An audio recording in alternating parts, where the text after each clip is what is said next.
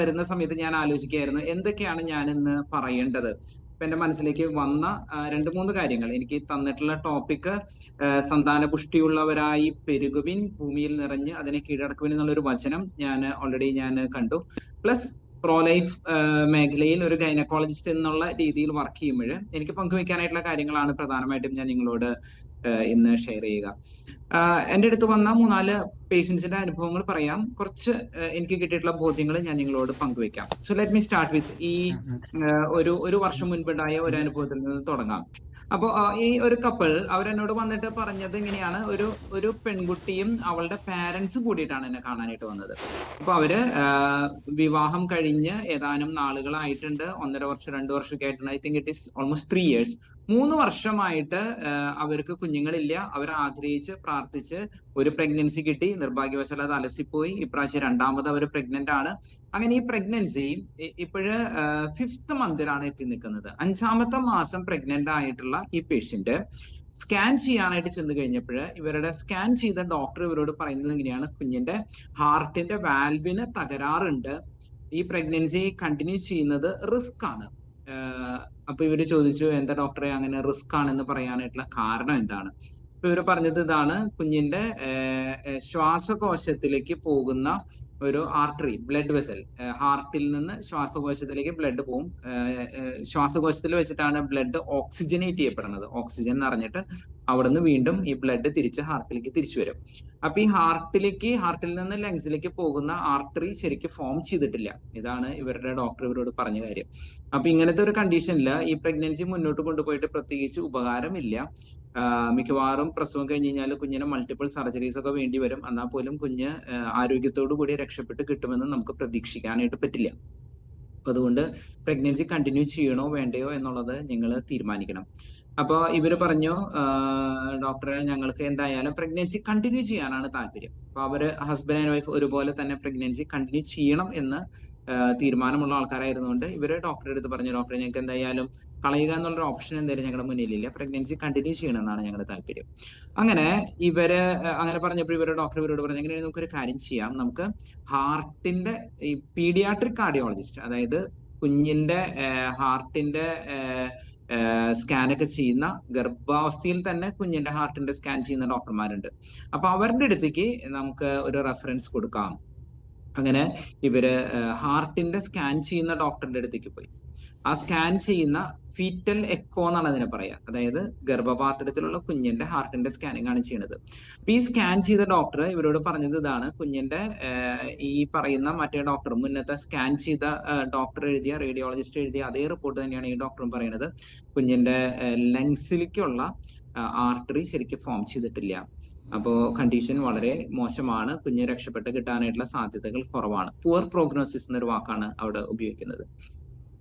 അപ്പോൾ ദേ were very sad. അപ്പൊ തിരിച്ച് ഈ റിപ്പോർട്ടുമായിട്ട് ഇവര് ഗൈനക്കോളജിസ്റ്റ് അടുത്തേക്ക് വന്നു. ഗൈനക്കോളജിസ്റ്റ് പറഞ്ഞു, ആ ഡോക്ടർ പറഞ്ഞിട്ടുള്ളതും ഇത് തന്നെയാണ്, അപ്പൊ അതുകൊണ്ട് വലിയ പ്രതീക്ഷ എനിക്ക് തരാനായിട്ട് പറ്റില്ല. ഇങ്ങനെയാണ് ഇവര് സ്ഥിരമായിട്ട് പ്രാർത്ഥിക്കാൻ പോകുന്ന ഒരു ധ്യാന കേന്ദ്രത്തിൽ അച്ഛൻ്റെ അടുത്ത് ഇവർ ചെന്നു. അപ്പോൾ അച്ഛൻ ഇവർക്ക് വേണ്ടി പ്രാർത്ഥിച്ചു. അതിനുശേഷമാണ് അവര് എൻ്റെ അടുത്തേക്ക് വരുന്നത്.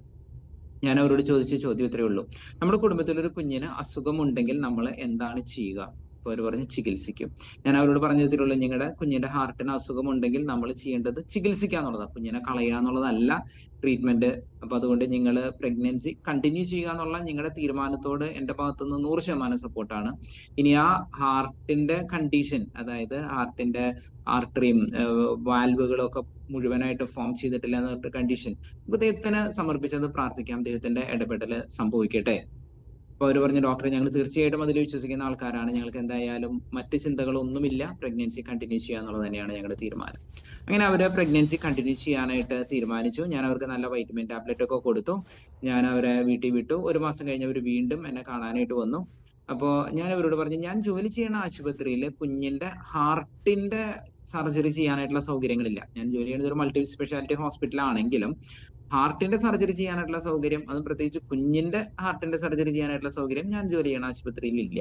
എന്നിട്ട് ഞാൻ അവരോട് പറഞ്ഞു, നമുക്ക് ഈ കാര്യത്തിൽ ഇങ്ങനത്തെ ഒരു കണ്ടീഷനൊക്കെ പറഞ്ഞിട്ടുള്ളത് കൊണ്ട് കുഞ്ഞിന്റെ ഡെലിവറിക്ക് ശേഷം മിക്കവാറും മീൻസ് സർജറി ചെയ്യേണ്ടി വരുമായിരിക്കും. അപ്പൊ നമുക്ക് ഈ ജന്മനാലുള്ള ഹൃദയ തകരാറുകളുടെ സർജറി ഗവൺമെന്റ് പ്രൊജക്ട് അനുസരിച്ച് കംപ്ലീറ്റ് ഫ്രീ ആയിട്ട് നിങ്ങൾക്ക് ചെയ്ത് കിട്ടും.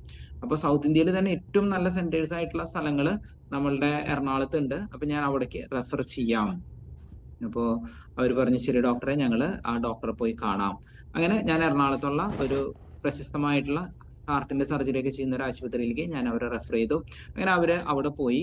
അവിടുത്തെ കാർഡിയോളജിസ്റ്റ്, പീഡിയാട്രിക് കാർഡിയോളജിസ്റ്റ് ആണ് ഇവരുടെ സ്കാൻ ചെയ്യുന്നത്. ഗർഭാവസ്ഥയിൽ തന്നെയാണ് സ്കാൻ ചെയ്യുക. ഫീറ്റൽ എക്കോ എന്ന് പറയുന്ന സ്കാനിങ് ആണ് അവർ റിപ്പീറ്റ് ചെയ്യുന്നത്. അപ്പൊ അതായത് ഏകദേശം ഒരു 1.5 മാസത്തിന് ശേഷമാണ് ഇപ്പോൾ അടുത്ത സ്കാൻ നടക്കുന്നത്. അപ്പൊ ഏകദേശം ഒരു 28 ആഴ്ചയായിട്ടുണ്ട് ഇപ്പോഴത്തെ പ്രഗ്നൻസി പീരീഡ്. ഈ സ്കാനിങ്ങിന് ചെന്നപ്പോൾ അവിടുത്തെ ഡോക്ടർ ഇവരോട് പറഞ്ഞത് ഇതാണ്: എനിക്ക് മുന്നത്തെ സ്കാൻ ചെയ്ത ഡോക്ടറുടെ കണ്ട റിപ്പോർട്ടിൽ നിന്ന് ഞാൻ സ്കാൻ ചെയ്യുമ്പോൾ കുറച്ച് വ്യത്യാസം കാണുന്നുണ്ട്. വ്യത്യാസം ഇതാണ്: ആ ഡോക്ടർ പറഞ്ഞത് ലങ്സിൽ നിന്ന് ഹാർട്ടിൽ നിന്ന് ലങ്സിലേക്ക് പോകുന്ന രക്തക്കുഴൽ രൂപപ്പെട്ടിട്ടില്ല എന്ന് പറഞ്ഞത്. പക്ഷെ ഞാൻ നോക്കുമ്പോൾ എനിക്ക് ആ രക്തക്കുഴൽ കാണാൻ പറ്റുന്നുണ്ട്. സോ ആള് പറഞ്ഞു, ഇത് വളരെ പോസിറ്റീവ് ആയിട്ടുള്ള ഒരു സൈൻ ആണ്. അപ്പൊ അതുകൊണ്ട് നമുക്ക് ധൈര്യമായിട്ട് മുന്നോട്ട് പോകണം. അപ്പൊ മുന്നത്തെ ഡോക്ടർ ഇവരോട് പറഞ്ഞത് പുവർ പ്രോഗ്നോസിസ്, സാധ്യത, കുഞ്ഞിന്റെ ഭാവിയെ പറ്റിയിട്ടുള്ള സാധ്യത അത്ര നല്ലതല്ല എന്നാണെങ്കിൽ, ഇപ്രാവശ്യം ഡോക്ടർ പറഞ്ഞത്, ഈ ഡോക്ടർ പറയാണ്, it is different, it's A good prognosis. Price the Lord. അപ്പൊ എന്ത് സംഭവിച്ചു? ഈ ഡോക്ടർ ഇവരോട് പറഞ്ഞു, നമുക്ക് ധൈര്യമായിട്ട് മുന്നോട്ട് പോകാം, സർജറി വേണോ വേണ്ടോ എന്നുള്ള കാര്യമൊക്കെ ഡെലിവറിക്ക് ശേഷം തീരുമാനിക്കാം. അവർ വീണ്ടും എന്നെ തന്നെ കണ്ടുകൊണ്ടിരുന്ന 2 മാസം കൂടി എൻ്റെ അടുത്ത് വന്നു. 34 ആഴ്ചയിൽ ഞാൻ അവരെ ഈ പറഞ്ഞ ഹാർട്ടിന് സർജറി ചെയ്യാൻ സൗകര്യമുള്ള ആശുപത്രിയിലേക്ക് ഞാൻ അവരെ റെഫർ ചെയ്തു. അങ്ങനെ അവർ അവിടെ ചെന്നു. അവരെ ഈ പ്രൊജക്ട് അനുസരിച്ച് അവരെ രജിസ്ട്രി ഒക്കെ ചെയ്തു. അതിനുശേഷം ഡെലിവറിയുടെ സമയമായി, പ്രസവം കഴിഞ്ഞു. നല്ല ഒരു ആരോഗ്യമുള്ള പെൺകുഞ്ഞിനെയാണ് ദൈവം അവർക്ക് കൊടുത്തത്. ഡെലിവറിക്ക് ശേഷം അവർ കുഞ്ഞിന്റെ ഹാർട്ടിന്റെ ഫങ്ഷൻ അസസ് ചെയ്തു. 3-ാമത്തെ ദിവസം 7-ാമത്തെ ദിവസമൊക്കെ അവര് കുഞ്ഞിനെ അസസ് ചെയ്തു. എന്നിട്ട് അവിടുത്തെ കാർഡിയോളജിസ്റ്റ് പറഞ്ഞത് ഇതാണ്: ഇപ്പോഴത്തെ രീതിയിൽ കുഞ്ഞിന് ഒരു ഇമ്മീഡിയറ്റ് സർജറി ആവശ്യം തോന്നുന്നില്ല. Price the Lord. അപ്പോ ആ കുഞ്ഞിന്റെ ഹാർട്ടിന്റെ ഒരു പ്രവർത്തനം വളരെ രസമായിട്ട് നടക്കുന്നുണ്ട്. ലങ്സിന്റെ മീൻസ് ഈ വാൽവിന്റെ തകരാറുകളൊക്കെ ചെറിയ രീതിയിൽ കാണുന്നുണ്ടെങ്കിലും ഫങ്ഷണലി ഹാർട്ട് നന്നായിട്ട് പമ്പ് ചെയ്യുന്നുണ്ട്. അതുകൊണ്ട് S of now immediate surgery ആവശ്യമില്ല. 1.5 മാസത്തെ ചെക്കപ്പിന് അവർ ആ കുഞ്ഞിനെയും കൊണ്ട് തന്നെ കാണാനായിട്ട് വന്നിട്ടുണ്ടായിരുന്നു. 1.5 മാസത്തിൽ അവർ വീണ്ടും കുഞ്ഞിന്റെ സർജറിക്ക് ആയിട്ട് പോയിട്ടില്ല. അവരോട് പറഞ്ഞു 2 മാസത്തിൽ വീണ്ടും ആ കാർഡിയോളജിസ്റ്റിന്റെ അടുത്ത് ചെല്ലണം എന്ന് പറഞ്ഞിട്ടുള്ളത്. 1.5 മാസത്തിൽ നല്ല ആരോഗ്യമുള്ള, നല്ല തൂക്കമൊക്കെ ഉള്ള കുഞ്ഞിനെയും കൊണ്ട് അവരെന്നെ കാണാനായിട്ട് വന്നു. ഞാൻ ദൈവത്തിന് നന്ദി പറഞ്ഞു. കാരണം ഇത്രയേ ഉള്ളൂ, ആ കപ്പിൾ, ആ പെൺകുട്ടിയും അവളുടെ മാതാപിതാക്കളും അവളുടെ ഹസ്ബൻഡ് നാട്ടിലില്ല, വിദേശത്താണ്. ഇവരെല്ലാം എടുത്ത ആ ഒരു തീരുമാനം, ജീവനെ സംരക്ഷിക്കാനായിട്ടുള്ള തീരുമാനമാണ് അവരെടുത്തത്. അവർക്കറിയാം ഈ കുഞ്ഞിന് ഹാർട്ടിന് തകരാറുണ്ടെങ്കിൽ ഡെലിവറിക്ക് ശേഷം മൾട്ടിപ്പിൾ സർജറീസ് ആവശ്യമാണ്. ഇപ്പോഴും സർജറി ആവശ്യമില്ല എന്നല്ല ഞാൻ തീർത്ത് പറയുന്നത്. ചിലപ്പോൾ വീണ്ടും ആവശ്യം വന്നിട്ടുണ്ടാകാം, എനിക്കറിയില്ല. ഞാൻ അവരുമായിട്ട് ഒരു ക്ലോസ് കോണ്ടാക്ട് ഒന്നും കീപ്പ് ചെയ്യുന്നില്ല. അപ്പൊ ചിലപ്പോൾ സർജറി ആവശ്യം വന്നിട്ടുണ്ടാകാം. ഒരു സർജറി ആവശ്യം വരിക എന്ന് പറഞ്ഞു കഴിഞ്ഞാൽ ഈ പെൺകുട്ടിയും അല്ലെങ്കിൽ ഈ കുഞ്ഞിന്റെ മാതാപിതാക്കളും ഒക്കെ പല പ്രാവശ്യം ആശുപത്രിയിൽ അഡ്മിഷൻ ആവേണ്ടി വരും. ആ കുഞ്ഞിന് വേണ്ടി ഒരുപാട് സമയം ചെലവഴിക്കേണ്ടി വരും. പോസ്റ്റ് ഓപ്പറേറ്റീവ് റിക്കവറി പീരീഡ് ഒക്കെ ബുദ്ധിമുട്ടുള്ളതാണ്. അപ്പൊ ഈ കഷ്ടപ്പാടുകളും ബുദ്ധിമുട്ടുകളും എല്ലാം ഈ കുഞ്ഞിന് വേണ്ടി ഈ മാതാപിതാക്കള് എടുക്കേണ്ടി വരും. കഷ്ടപ്പാടുകൾ എടുക്കേണ്ടി വരും. ആ കഷ്ടപ്പാടുകൾ എടുക്കുന്നത് അത് ഏറ്റവും സന്തോഷത്തോടു കൂടി ആ കഷ്ടപ്പാടുകളൊക്കെ ഏറ്റെടുക്കാൻ തയ്യാറായതുകൊണ്ടാണ് അവര് കുഞ്ഞിന് എന്ത് പ്രശ്നമുണ്ടെങ്കിലും ഞങ്ങളുടെ കഴിവിന്റെ പരമാവധി ഞങ്ങൾ ഞങ്ങളുടെ കുഞ്ഞിനെ നോക്കും എന്നുള്ളൊരു തീരുമാനം ഈ പെൺകുട്ടിയും അവളുടെ ഹസ്ബൻഡും അവളുടെ മാതാപിതാക്കളും എല്ലാം എടുക്കുന്നത്. അവിടെ ദൈവം പ്രവർത്തിക്കുകയാണ്. അവരുടെ ആ തീരുമാനം, ജീവനെ സംരക്ഷിക്കാനായിട്ടുള്ള അവരുടെ തീരുമാനത്തിൽ ദൈവം അവിടെ അത്ഭുതം പ്രവർത്തിച്ചു. ആ കുഞ്ഞ് വളരെ ആരോഗ്യത്തോടു കൂടി ഇന്ന് ജീവിക്കുന്നു. മനോഹരമായിട്ട് അവർ മുന്നോട്ട് പോകുന്നു. So this is what happen. അപ്പൊ ഇതിനോട് കൂട്ടിച്ചേർത്ത് വായിക്കേണ്ട മറ്റൊരു അനുഭവം ഞാൻ പറയാം. എനിക്കൊരിക്കൽ ഒരു ഫോൺ കോൾ വന്നു. ഇതുപോലെ ജീസസ് യൂത്ത് മൂവ്മെന്റ് അല്ലെങ്കിൽ പ്രോ ലൈഫ് ഒക്കെ ആയിട്ട് കണക്റ്റഡ് ആയിട്ടുള്ള ഒരു പയ്യനാണ് വിളിച്ചത്. അപ്പൊ അവന് പരിചയമുള്ള ഒരു കപ്പിൾ ഇതുപോലെ പ്രഗ്നൻസിയുടെ 5th മന്തിലെ സ്കാനിൽ എക്സാക്ട് സിമിലർ കണ്ടീഷൻ. അപ്പോ കുഞ്ഞിന്റെ ഹാർട്ടിന് തകരാറാണ് എന്ന് പറഞ്ഞിട്ട് ഇവരോട് ഷെയർ ചെയ്തു. അപ്പൊ അവര് എന്നോട് വിളിച്ച് സംസാരിക്കാൻ പറഞ്ഞു. ഇന്ത്യയിലല്ല, വിദേശത്താണ്. അപ്പൊ ഇവരെന്നെ വിളിച്ചു, ഞാൻ ഇവരുടെ ഈ കാര്യങ്ങളെല്ലാം പറഞ്ഞു. അപ്പൊ അവരെന്നോട് ചോദിച്ച ചോദ്യം ഇതാണ്: ഡോക്ടറെ, ഈ കുഞ്ഞിന് ഈ ഓപ്പറേഷനൊക്കെ കടന്നു പോകുമ്പോൾ ഒരുപാട് വേദന സഹിക്കേണ്ടി വരില്ലേ? നമ്മൾ എന്തിനാണ് ഈ കുഞ്ഞിനെ ഇത്രയും വേദനയിലൂടെ കടത്തി വിടുന്നത്? അപ്പൊ അതിനേക്കാൾ നല്ലത് അബോർഷൻ അങ്ങോട്ട് ചെയ്യണമെങ്കിൽ വേദനയൊന്നും ഇല്ലല്ലോ, വേദനയൊന്നും കൊച്ചറിയേണ്ടി വരില്ലല്ലോ. ഞാൻ അവരോട് പറഞ്ഞത് ഇത്രേ ഉള്ളൂ: എന്റെ പപ്പയുടെ open heart surgery, bypass surgery എന്ന് പറയും. 73 വയസ്സുള്ള സമയത്ത്, അതായത് 1 കൊല്ലം മുന്നാണ് പപ്പയുടെ ബൈപ്പാസ് സർജറി നടന്നത്. ബൈപ്പാസ് സർജറിയുടെ കാരണം ഹാർട്ടിന്റെ മസിലുകൾക്ക് സപ്ലൈ ചെയ്യുന്ന രക്തക്കുഴലുകൾ ഒരെണ്ണത്തിന് ബ്ലോക്ക് ഉണ്ടായിരുന്നത് കൊണ്ടാണ് ആ സർജറി ചെയ്യേണ്ടി വന്നത്. ഒരു മെയിൻ വെസൽ ആയതുകൊണ്ട് അത് ചെയ്യുന്നതാണ് നല്ലത് എന്നൊരു അഭിപ്രായം വന്നു. അങ്ങനെ സർജറി ചെയ്തു. അപ്പോൾ ആലുവയിലുള്ള രാജഗിരി ഹോസ്പിറ്റലിലാണ് ഈ സർജറി ചെയ്തത്. അപ്പൊ ഈ സർജറി അപ്പൊ 3 ദിവസത്തോളം പപ്പ ആശുപത്രിയിൽ ICUയിൽ അഡ്മിറ്റ് ആയിരുന്നു. നെഞ്ചുവേദനയായിട്ട് പോയി, അവിടെ അഡ്മിറ്റ് ആയി. അതിനുശേഷം സർജറി കഴിഞ്ഞു. നെഞ്ച് കംപ്ലീറ്റ് തുറന്നിട്ടുള്ള ഓപ്പറേഷൻ ആണ് ഈ ചെയ്യുന്നത്. അത് കഴിഞ്ഞിട്ട് 3 ദിവസത്തിന് ശേഷമാണ്, അതായത് ഒരു ബുധനാഴ്ച സർജറി കഴിഞ്ഞിട്ട് ശനിയാഴ്ചയാണ് പപ്പേനെ റൂമിലേക്ക് മാറ്റുന്നത്, 3-ാമത്തെ ദിവസം. അപ്പൊ ഈ ശനിയാഴ്ച റൂമിലേക്ക് മാറ്റുമ്പോൾ ഞാൻ പപ്പയോട് ചോദിച്ചൊരു ചോദ്യം ഇതായിരുന്നു: എങ്ങനെ തോന്നുന്നു? ഈ നെഞ്ച് തുറന്നതിന്റെ വേദനയും ബുദ്ധിമുട്ടുകളും അസ്വസ്ഥതകളും ഒക്കെ ഉണ്ട്. അപ്പൊ പപ്പ എന്നോട് പറഞ്ഞ മറുപടി ഇതാണ്: മോനെ, എനിക്ക് മുന്നേ എന്തെങ്കിലും ഒന്നൊരു ഭാരം എടുത്ത് എന്തെങ്കിലും ഒന്ന് ശ്വാസം പിടിച്ച് ചെയ്യേണ്ട എന്തെങ്കിലും ഒരു കാര്യം ചെയ്യുമ്പോൾ എനിക്ക് നെഞ്ചിലാകെ ഒരു പിടുത്തം ഉണ്ടായിരുന്നു, ഒരു കെട്ട് പോലെ ഉണ്ടായിരുന്നു. അത് അങ്ങോട്ട് ക്ലിയർ ആയി. ഇതാണ് പപ്പ എന്നോട് പറഞ്ഞ മറുപടി. അതായത് ഈ ഓപ്പറേഷന്റെ വേദനയെക്കാളൊക്കെ അപ്പുറത്ത് പപ്പയ്ക്ക് കിട്ടിയത് റിലീഫാണ്. ആ നെഞ്ചിലുണ്ടായിരുന്ന ഒരു പിടുത്തം അങ്ങോട്ട് മാറിക്കിട്ടി ആണ് പപ്പ എന്നോട് പറഞ്ഞത്. പപ്പ ഇന്ന് ആരോഗ്യത്തോടു കൂടി ഇരിക്കുന്ന പപ്പ, ബൈക്ക് ഓടിച്ച് എല്ലാ കാര്യങ്ങളും, പള്ളിയിൽ പോകും, എല്ലാ കാര്യങ്ങളും പപ്പ ചെയ്യുന്നുണ്ട്. അപ്പൊ ഈ നെഞ്ചിലുണ്ടായിരുന്ന പിടുത്തം മാറിക്കിട്ടി. അപ്പൊ ഈ കുഞ്ഞിന് ഒരു ഓപ്പറേഷന്റെ വേദനയിലൂടെ കടന്നു പോകേണ്ടി വന്നാലും ആ കുഞ്ഞിന്റെ ഹെൽത്ത് ബിക്കംസ് ബെറ്റർ. ആ കുഞ്ഞിന് മറ്റുള്ളവരെ പോലെ ഓടി നടക്കാനും മറ്റു കാര്യങ്ങൾ ചെയ്യാനും സാധിക്കുന്നു എന്നുള്ളതാണ് ഏറ്റവും മനോഹരമായിട്ടുള്ള കാര്യം. അപ്പൊ ആ വേദനയിലൂടെ കടന്നു പോകണ്ടേ? ഇപ്പൊ എനിക്ക് മക്കൾക്ക് അസുഖം വരുമ്പോൾ നമ്മൾ ചിലപ്പോൾ ഇത്തിരി ബുദ്ധിമുട്ടിയിട്ടായാലും നമ്മൾ ചിലപ്പോൾ അവർക്ക് മരുന്നുകൾ കൊടുക്കും. അപ്പൊ ഈ മരുന്നുകൾ കൊടുക്കുമ്പോൾ ആ മരുന്നിന്റെ കയ്പോ അല്ലെങ്കിൽ മരുന്ന് കുടിക്കാനായിട്ടുള്ള താല്പര്യക്കുറവിനോ അപ്പുറത്ത് നമുക്കറിയാം, ആ മരുന്ന് കുഞ്ഞു കുടിച്ചു കഴിഞ്ഞാൽ കുഞ്ഞിന്റെ അസുഖം ഭേദമാകും. ഇപ്പൊ സർജറി ചെയ്യേണ്ടി വന്നാലും സർജറി ചെയ്യുന്നത് കൊണ്ട് കുഞ്ഞിന് ആത്യന്തികമായിട്ട് കൂടുതൽ ഗുണമാണുള്ളത് എന്ന് തിരിച്ചറിയുന്നത് കൊണ്ടാണ് നമ്മൾ ഹാർട്ടിന്റെ സർജറിയിലേക്കോ വാട്ടെവർ എന്ത് സർജറിയിലേക്കോ നമ്മൾ പോകുന്നത്. അപ്പോ എന്തെങ്കിലും ഒരു അസുഖമുണ്ടോ എന്ന് സംശയം തോന്നുമ്പോഴേക്കും കുഞ്ഞുങ്ങളെ നശിപ്പിച്ച് കളയാനായിട്ട് എന്തുകൊണ്ടാണ് ഡോക്ടർമാർ പ്രേരിപ്പിക്കുന്നത്?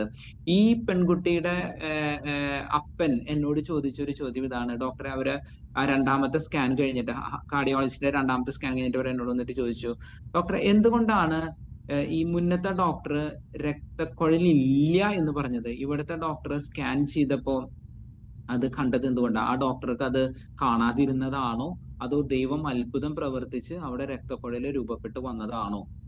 ഞാൻ പറഞ്ഞു, എനിക്ക് തീർത്ത് പറയാനായിട്ട് പറ്റില്ല, രണ്ടിനും സാധ്യതകളുണ്ട്. ആദ്യത്തെ സാധ്യത, ഒരുപക്ഷെ ആ രക്തക്കുഴൽ അവിടെ ഉണ്ടായിരുന്നു, അത് പക്ഷെ കുഞ്ഞിനാകെ 500 ഗ്രാം തൂക്കമുള്ള സമയത്താണ് ചെയ്യണത്. ഇപ്പൊ കുഞ്ഞിന്റെ തൂക്കം 1 കിലോ ആയി, ഇരട്ടിയായി. അപ്പൊ ഇരട്ടി വലുപ്പത്തിലേക്ക് വരുമ്പോൾ അതിനനുസരിച്ച് രക്തക്കുഴലുകൾ കൂടുതൽ വ്യക്തമായിട്ട് നമുക്ക് കാണാൻ പറ്റും. അതുകൊണ്ട് ചിലപ്പോ കൂടുതൽ വ്യക്തമായിട്ട് കണ്ടതാകാം ഒരു സാധ്യത. 2ാമത്തെ സാധ്യത, ചിലപ്പോ അന്ന് അത് ഫോം ചെയ്തിട്ടുണ്ടാവില്ല, ഇപ്പൊ ദൈവം അത്ഭുതകരമായിട്ട് ഇടപെട്ട് ഫോം ചെയ്തതുമാകാം. രണ്ടു തന്നെയായാലും ഇത് ദൈവത്തിന്റെ പ്രവൃത്തിയാണ്, നമുക്കതിൽ സന്തോഷമുണ്ട്. അപ്പൊ അവര് പറഞ്ഞു, അങ്ങനെ ഒരു സാധ്യത ഉണ്ടെങ്കിൽ, അതായത് 2 മാസം കഴിയുമ്പോൾ കുഞ്ഞിന്റെ രക്തക്കുഴലുകൾ വികസിച്ചു വരാനായിട്ട് സാധ്യതയുണ്ടെങ്കിൽ അത് ഡോക്ടർ ഞങ്ങളുടെ അടുത്ത് പറഞ്ഞു തരേണ്ടതായിരുന്നില്ലേ? ഈ പെൺകുട്ടിയുടെ അപ്പൻ എന്നോട് ചോദിച്ച ചോദ്യമായിരുന്നു അത്. ചിലപ്പോൾ 2 മാസം കഴിയുമ്പോൾ ഈ കുഞ്ഞിന്റെ ഹാർട്ടിൽ നിന്നുള്ള രക്തക്കുഴലിൽ ചിലപ്പോൾ കണ്ടേക്കാം, വലുതാവുമ്പോൾ ചിലപ്പോൾ കണ്ടേക്കാം ഒരു സൂചന ഞങ്ങൾക്ക് തരേണ്ടതായിരുന്നില്ലേ? എന്തുകൊണ്ട് അത് തരാതിരുന്നു? നിങ്ങൾ എന്തോരം ടെൻഷൻ അടിച്ചു. ഞാൻ പറഞ്ഞു, എനിക്ക് അതിന് ഉത്തരമില്ല. I don't have an answer. കാരണം ആ ഡോക്ടർക്ക് അറിയേണ്ടതാണ് ഈ സമയത്ത് ഇത്രേ കിട്ടുള്ളൂ, അടുത്ത പോയിന്റിൽ ഇത്രയ്ക്ക് വലുതാവും എന്നുള്ളതൊക്കെ ആ ഡോക്ടർക്ക് അറിയേണ്ടതാണ്. അപ്പൊ എന്തുകൊണ്ടാണ് കുഞ്ഞുങ്ങൾക്ക് എന്തെങ്കിലും വൈകല്യം ഉണ്ടാകുമോ അല്ലെങ്കിൽ അസുഖം ഉണ്ടാകുമോ എന്ന് സംശയം തോന്നുമ്പോഴേക്കും അബോർഷൻ ചെയ്യാനായിട്ട് ഡോക്ടർമാര് പ്രേരിപ്പിക്കുന്നത്? അതിന്റെ കാരണത്തെ പറ്റി നമ്മൾ മനസ്സിലാക്കുമ്പോൾ ഏറ്റവും പ്രധാനപ്പെട്ട കാരണം നമ്മുടെ നാട്ടിലെ നിയമങ്ങളാണ്. നമ്മൾ തിരഞ്ഞെടുത്ത് വിടുന്ന ജനപ്രതിനിധികൾ ഉണ്ടാക്കുന്ന നിയമങ്ങൾ. എന്താണ് നിയമമായിരുന്നത്? 1948 നമ്മുടെ ഭരണഘടന പ്രാബല്യത്തിലാവുന്ന സമയത്ത് നിയമം ഇതാണ്: അബോർഷൻ ചെയ്യുന്ന ഡോക്ടർമാർ ജയിലിൽ കിടക്കേണ്ടി വരും, അബോർഷൻ ചെയ്യുന്ന കപ്പിൾസ് പ്രോസിക്യൂട്ട് ചെയ്യപ്പെടും. ഇതാണ് നിയമം. പക്ഷെ 1971 നമ്മൾ പുതിയ നിയമം ഉണ്ടാക്കി. ആ നിയമം അനുസരിച്ച് ഇപ്പൊ കഴിഞ്ഞ ദിവസം ഓഗസ്റ്റ് 10 നമ്മൾ മാർച്ച് ഫോർ ലൈഫ് നമ്മൾ നടത്തി. ആയിരക്കണക്കിന് 10,000-ഓളം പേരാണ് തൃശ്ശൂര് ആ റാലിക്ക് വേണ്ടി വന്നത്. അപ്പോ ഈ റാലി നമ്മൾ എന്തുകൊണ്ട് നമ്മൾ ഇത്ര പരസ്യമായിട്ട് ശക്തമായിട്ട് ഈ നിയമത്തിനെതിരെ പ്രതികരിക്കുന്നു, മെഡിക്കൽ ടെർമിനേഷൻ ഓഫ് പ്രഗ്നൻസി ആക്ടിനെതിരെ പ്രതികരിക്കുന്നു? കാരണം ഇത്രയേ ഉള്ളൂ, നിയമങ്ങൾ ഒരു സൂചകങ്ങളാണ്, ഡയറക്ഷൻസ് ആണ്. ഓക്കെ, ഈ ചൂണ്ടുപലകകൾ, ഈ നിയമങ്ങൾ നൽകുന്ന സൂചന എന്താണ്? വൈകല്യങ്ങളുള്ള കുഞ്ഞുങ്ങളെ നിങ്ങൾക്ക് നശിപ്പിച്ച് കളയാം എന്നുള്ള സൂചന. ഇപ്പോ ഈ MTP ആക്ടിൽ പറഞ്ഞതാണ് ഇന്ന ഇന്ന കാരണങ്ങൾ ഉണ്ടെങ്കിൽ കുഞ്ഞുങ്ങളെ വേണമെങ്കിൽ നശിപ്പിച്ച് കളയാം. അതിലൊരു കാരണമാണ് കുഞ്ഞിന് വൈകല്യം ഉണ്ടെങ്കിൽ കുഞ്ഞുങ്ങളെ, ഗൗരവമായ വൈകല്യങ്ങൾ എന്നാണ് അവർ എഴുതിയിട്ടുള്ളത്. ഗൗരവം ആര് തീരുമാനിക്കുന്ന ഒരു ചോദ്യമുണ്ട്. അവിടെയാണ് ചെറുതോ സംശയമോ ആകുമ്പോൾ പോലും കുഞ്ഞുങ്ങളെ നശിപ്പിച്ച് കളയാനായിട്ട് ഡോക്ടർമാര് തീരുമാനിക്കുന്നത്, അല്ലെങ്കിൽ സജസ്റ്റ് ചെയ്യുന്നത്, അല്ലെങ്കിൽ ഉപദേശിക്കുന്നത്, ഓക്കെ, അഡ്വൈസ് ചെയ്യുന്നത്. അപ്പൊ എവിടെയാണ് പ്രശ്നം കിടക്കുന്നത്? പ്രശ്നം കിടക്കുന്നത് ഇത്രയേ ഉള്ളൂ, മുന്നത്തെ ഈ MTP ആക്ടിന് മുന്നുള്ള കാലഘട്ടത്തിൽ ഡോക്ടർമാർക്ക് അബോർഷൻ ചെയ്തില്ല എന്നൊരു പരാതി ഒരിക്കലും പേഷ്യൻസിന്റെ ഭാഗത്തുനിന്ന് വരാൻ സാധിക്കില്ല, കാരണം അബോർഷൻ ചെയ്യാൻ ഇവിടെ നിയമമില്ല. പക്ഷെ ഇന്ന് എന്ത് പറ്റി? കുഞ്ഞ് പുറത്തു വരുമ്പോൾ കുഞ്ഞിന് എന്തെങ്കിലും വൈകല്യം ഉണ്ടോ എന്ന് സംശയം, അല്ലെങ്കിൽ അത് ടെസ്റ്റ് ചെയ്തു, സ്കാൻ ചെയ്തു, കൺഫേം ചെയ്ത് കഴിഞ്ഞാൽ ചില ദമ്പതികളെങ്കിലും ഡോക്ടർമാർക്ക് എതിരെ പോയിട്ട് പരാതി കൊടുക്കാണ്. ഡോക്ടർമാർക്ക് എതിരെ കൊടുക്കുന്ന പരാതി എന്താണ്? 5-ാം മാസത്തില് ഈ പ്രശ്നമുണ്ടെന്ന് അറിഞ്ഞിരുന്നെങ്കിൽ എനിക്ക് കുഞ്ഞിനെ അബോർഷൻ ചെയ്യാമായിരുന്നു. വൈകല്യം ഉണ്ടായിട്ടും ഡോക്ടർ അത് കണ്ടുപിടിച്ചില്ല, കുഞ്ഞിനെ അബോർഷൻ ആ ഡോക്ടർ ചെയ്തില്ല, അല്ലെങ്കിൽ അബോർഷൻ ചെയ്യാനായിട്ട് ഞങ്ങളോട് അഡ്വൈസ് ചെയ്തില്ല, അല്ലെങ്കിൽ അബോർഷൻ ചെയ്യാനായിട്ടുള്ള അവസരം ഞങ്ങൾക്ക് നഷ്ടപ്പെട്ടു പോയി. അതുകൊണ്ട് ഈ കുഞ്ഞിനുണ്ടായ എല്ലാ വൈകല്യത്തിന്റെയും പരിഹാരം, നഷ്ടപരിഹാരം, കോമ്പൻസേഷൻ ഡോക്ടർ തരണം എന്ന് പറഞ്ഞിട്ട് ഡോക്ടർമാർക്കെതിരെ കേസുകൾ കൊടുത്തുകൊണ്ടിരിക്കുന്ന ഒരു കാലഘട്ടത്തിലാണ് നമ്മളിന്ന് ജീവിക്കുന്നത്. ഇപ്പൊ ഡോക്ടർമാർ ചിന്തിക്കുന്നത് എന്താണ്? എന്തെങ്കിലും പ്രശ്നമുണ്ടോ എന്ന് സംശയം തോന്നുമ്പോഴേക്കും കുഞ്ഞുങ്ങളെ അബോർഷൻ ചെയ്യാനായിട്ട് അഡ്വൈസ് ചെയ്യാം. അവരുടെ ഡോക്ടേഴ്സിന്റെ ഒരു ചിന്താഗതി ഇത്രയേ ഉള്ളൂ. ഇപ്പൊ 100 നല്ല കുഞ്ഞുങ്ങൾ, അല്ലെങ്കിൽ 99 നല്ല കുഞ്ഞുങ്ങൾ കൊല്ലപ്പെട്ടാലും കുഴപ്പമില്ല, വൈകല്യമുള്ള ഒരു കുഞ്ഞു പോലും രക്ഷപ്പെടരുത്. കാരണം വൈകല്യമുള്ള ഒരു കുഞ്ഞ് ഭൂമിയിൽ രക്ഷപ്പെട്ടു വന്നിട്ട് ആ കുഞ്ഞിന്റെ മാതാപിതാക്കള് തങ്ങൾക്കെതിരെ കേസ് കൊടുത്തു കഴിഞ്ഞാൽ, തങ്ങൾ ഈ നല്ല 99 ഡെലിവറി എടുത്ത് കിട്ടിയ പൈസയേക്കാൾ 10 ഇരട്ടി പൈസ ചിലപ്പോൾ ഈ കുഞ്ഞിന് കോമ്പൻസേഷൻ ആയിട്ട് കൊടുക്കേണ്ടി വരും. ഇപ്പൊ നമ്മൾ ഒരു പക്ഷെ കേട്ടിട്ടുണ്ടാവും, നീതിന്യായ വ്യവസ്ഥയിലുള്ള ഒരു ഡിക്റ്റം. അവർ പറയുന്നതാണ്, 99 കുറ്റവാളികൾ രക്ഷപ്പെട്ടാലും ഒരു നീതിമാൻ പോലും ശിക്ഷിക്കപ്പെടരുത്. അത് നീതിന്യായ വ്യവസ്ഥയിൽ അവർ ഉപയോഗിക്കുന്ന ഒരു ഡിക്റ്റമാണ്. അതുകൊണ്ടാണ് നമ്മൾ പേപ്പറിലൊക്കെ നമ്മൾ വായിക്കും, കോടതി വിധിച്ചു എന്ത്, സംശയത്തിന്റെ ആനുകൂല്യം നൽകി പ്രതികളെ വിട്ടയച്ചു, അല്ലെങ്കിൽ കുറ്റം സംശയാതീതമായി തെളിയിക്കപ്പെടാതിരുന്നതിനാൽ പ്രതികളെ വിട്ടയച്ചു എന്നൊക്കെ നമ്മൾ വായിക്കും. പ്രതികളെ വിട്ടയക്കുന്നു, സംശയത്തിന്റെ ആനുകൂല്യം നൽകി വിട്ടയക്കുന്നു. അഥവാ പ്രോസിക്യൂഷന് കുറ്റം ചെയ്തു എന്ന് തെളിയിക്കാൻ പറ്റിയില്ല എങ്കിൽ വിട്ടയക്കുന്നു. ഇവിടെ അങ്ങനെയല്ല, ഇവിടെ നേരെ തിരിച്ചാ. പ്രഗ്നൻസി കാലഘട്ടത്തിൽ വൈകല്യം ഉണ്ടോ എന്ന് സംശയം തോന്നിയാൽ അപ്പോ കൊന്നുകളയാനായിട്ട്, അല്ലെങ്കിൽ ഗർഭം അലസിപ്പിക്കാനായിട്ട് പേഷ്യൻസിന്റെ മേൽ പ്രഷറൈസേഷൻ ആണ് പലപ്പോഴും ഡോക്ടർമാരുടെ ഭാഗത്ത് നിന്ന്. എന്തുകൊണ്ടാണ് ഈ പ്രഷറൈസേഷൻ? ഏതെങ്കിലും ഒരു കുഞ്ഞ് രക്ഷപ്പെട്ടിട്ട് തങ്ങൾക്കെതിരെ കേസ് കൊടുക്കുമോ എന്നുള്ള പേടി.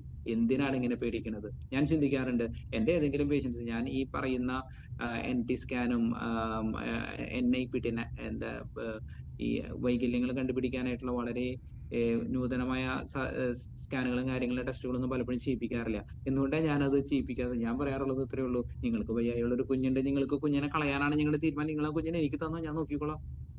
നിങ്ങൾക്ക് നോക്കാനായിട്ട് ബുദ്ധിമുട്ടുള്ളത് കൊണ്ടാണല്ലോ നിങ്ങൾക്ക് കോമ്പൻസേഷൻ, നിങ്ങൾ ആ കുഞ്ഞിനെ എനിക്ക് തന്നു, ഞാൻ നോക്കിക്കോളാം. ഞാൻ മനസ്സിൽ ചിന്തിക്കാറുള്ളത് അതാണ്. അപ്പോൾ ആ കുഞ്ഞിന്റെ ജീവൻ രക്ഷപ്പെടുന്നത് ഇറ്റ് ഈസ് വർത്ത് ഇറ്റ്. ആ കുഞ്ഞിന്റെ ജീവന് വിലയുണ്ട്, മൂല്യമുണ്ട് എന്ന് നമ്മൾ ചിന്തിക്കുമ്പോൾ നമ്മുടെ even the style of my practice it self change. ഞാൻ എങ്ങനെ പേഷ്യൻസിനെ ചികിത്സിക്കുന്നു എന്നുള്ളത് പോലും മാറുകയാണ്. ഞാൻ അതിന്റെ ഒരു ടിപ്പിക്കൽ എക്സാമ്പിൾ ഞാൻ പറഞ്ഞു തരാം. ഞങ്ങള് ഗൈനക്കോളജി ഗർഭിണികളെ കാണുമ്പോൾ ഇപ്പോഴും 3-ാം മാസത്തില് നിർബന്ധമായിട്ടും ഈ NT സ്കാൻ എന്ന് പറയുന്ന ഒരു സ്കാൻ ചെയ്യിപ്പിച്ചുകൊണ്ടിരിക്കുക. എന്താണ് കാരണം? കുഞ്ഞ് മന്ദബുദ്ധിയാണോ എന്ന് അറിയാനായിട്ടൊരു സൂചന നൽകുന്ന ഒരു സ്കാനിങ് ആണ് ഈ NT സ്കാൻ. ഇപ്പൊ ഈ NT സ്കാനിങ്ങിന്റെ അഡ്വാൻറ്റേജ് ആൻഡ് ഡിസഡ്വാൻറ്റേജ്. അഡ്വാൻറ്റേജ് എന്ന് പറയപ്പെടുന്നത് എന്താണ്? കുഞ്ഞ് മന്ദബുദ്ധി അഥവാ ഡൗൺ സിൻഡ്രോം ആണെങ്കിൽ നമുക്ക് അതിനെ പറ്റിയിട്ടുള്ള സൂചനകൾ കിട്ടും. ഡിസഡ്വാൻറ്റേജ് എന്ന് വെച്ച് കഴിഞ്ഞാൽ, ഇപ്പൊ നമ്മൾ 100 പേരെ സ്കാൻ ചെയ്യുമ്പോൾ 5 പേർക്ക് ഈ ടെസ്റ്റിൽ ഫാൾസ് ആയിട്ട് പോസിറ്റീവ് റിസൾട്ട് കിട്ടും. 5% ഫാൾസ് പോസിറ്റീവ് എന്ന് പറയും. 700 അല്ലെങ്കിൽ 750 ഒന്നാണ് average incidents of down syndrome. അതായത് 700 പേരെ സ്കാൻ ചെയ്യുമ്പോഴാണ് ഒരാൾക്ക് യഥാർത്ഥത്തിൽ ഡൗൺ സിൻഡ്രോം കിട്ടുള്ളൂ. പക്ഷേ 7x5 35 പേർക്ക് തെറ്റായിട്ട് ഈ ടെസ്റ്റിൽ പോസിറ്റീവ് റിസൾട്ട് കിട്ടും. അപ്പൊ ഈ ബാക്കി 35 പേര് ഡോക്ടേഴ്സ് പറയാണ് നിങ്ങൾക്ക് ചൂസ് ചെയ്യാം എന്താണ് ചെയ്യേണ്ടത്. ഒന്നല്ലെങ്കിൽ കുഞ്ഞ് കിടക്കുന്ന ഫ്ലൂയിഡ് കുത്തിയെടുത്ത് പരിശോധിക്കാം, അല്ലെങ്കിൽ NIPT എന്ന് പറഞ്ഞ അമ്മയുടെ ബ്ലഡിൽ നിന്ന് കുഞ്ഞിന്റെ കോശങ്ങൾ എടുത്ത് ടെസ്റ്റ് ചെയ്യാം, ഓർ നിങ്ങൾക്ക് ഡയറക്റ്റ് അബോർഷൻ ചെയ്യാം.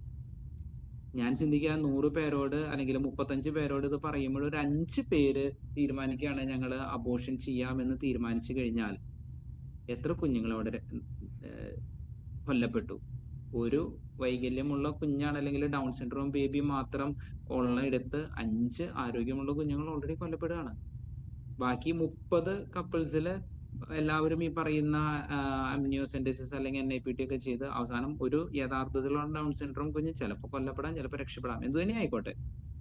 അതിനുവേണ്ടി എത്രയോ പേര് ടെൻഷൻ അടിക്കുന്നു, അല്ലെങ്കിൽ ടെസ്റ്റുകൾ ചെയ്യുന്നു, അല്ലെങ്കിൽ പൈസ ചെലവാക്കുന്നു. എന്തോരം ടെൻഷനിൽ കൂടെ മനുഷ്യർ കടന്നു പോകും. ഈ ഡൗൺ സിൻഡ്രോം ബേബീസ് എന്ന് പറഞ്ഞാൽ സമൂഹത്തിന് ഇത്രയും എന്താ പറയാ അപകടം ചെയ്യുന്ന തീവ്രവാദികളൊന്നും അല്ലല്ലോ.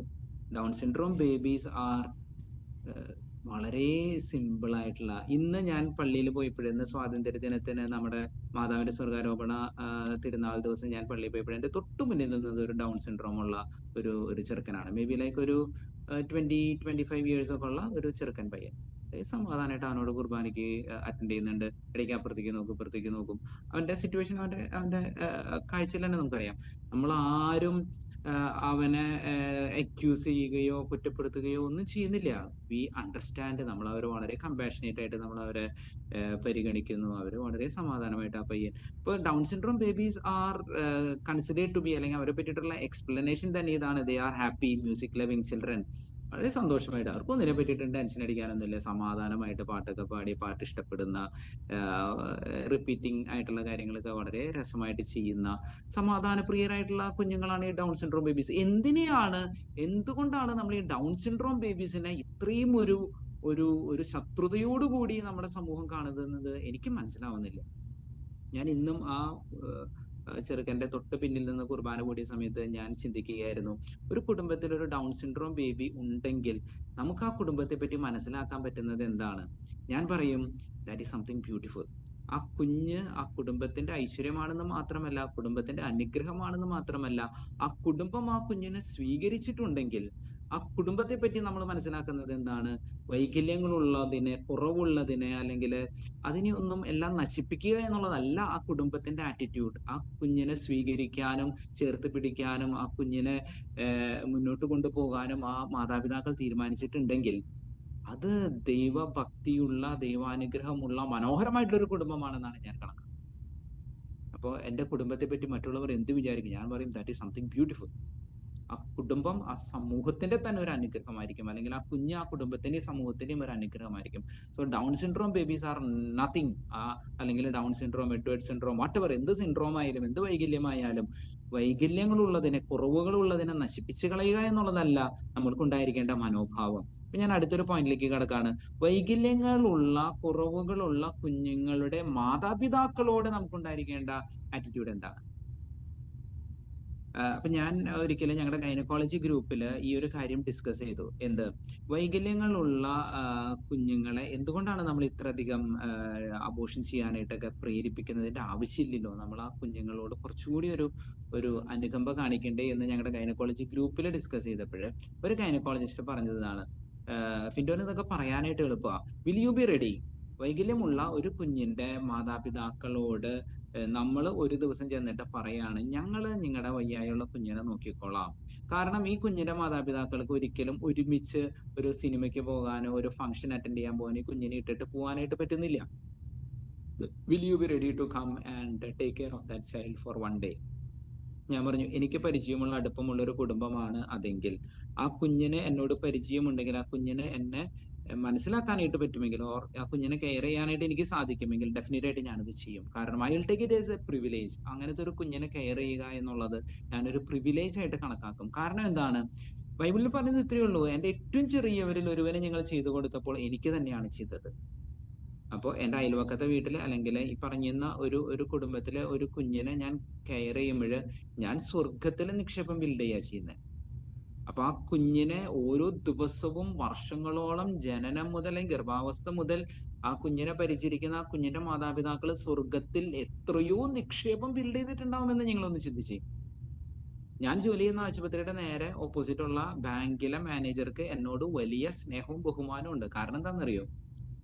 ഞാൻ വളരെ പ്രശസ്തനായ ഡോക്ടറാണ് എന്നുള്ളതൊന്നുമല്ല എന്നോടുള്ള സ്നേഹത്തിന്റെ ബഹുമാനത്തിന്റെ കാരണം. അയാളുടെ ബാങ്കിൽ അയാൾ മാനേജർ ആയിരിക്കുന്ന ആ ബാങ്കിന്റെ ബ്രാഞ്ചിൽ എനിക്ക് ഡെപ്പോസിറ്റ് ഉണ്ട്. എന്റെ സാലറി അക്കൗണ്ട് അവിടെയാണെന്നുള്ളതാണ് അയാൾക്ക് എന്നോട് ബഹുമാനവും സ്നേഹമൊക്കെ ഉണ്ടാവാൻ കാരണം. വേറെ ഒന്നുമല്ല.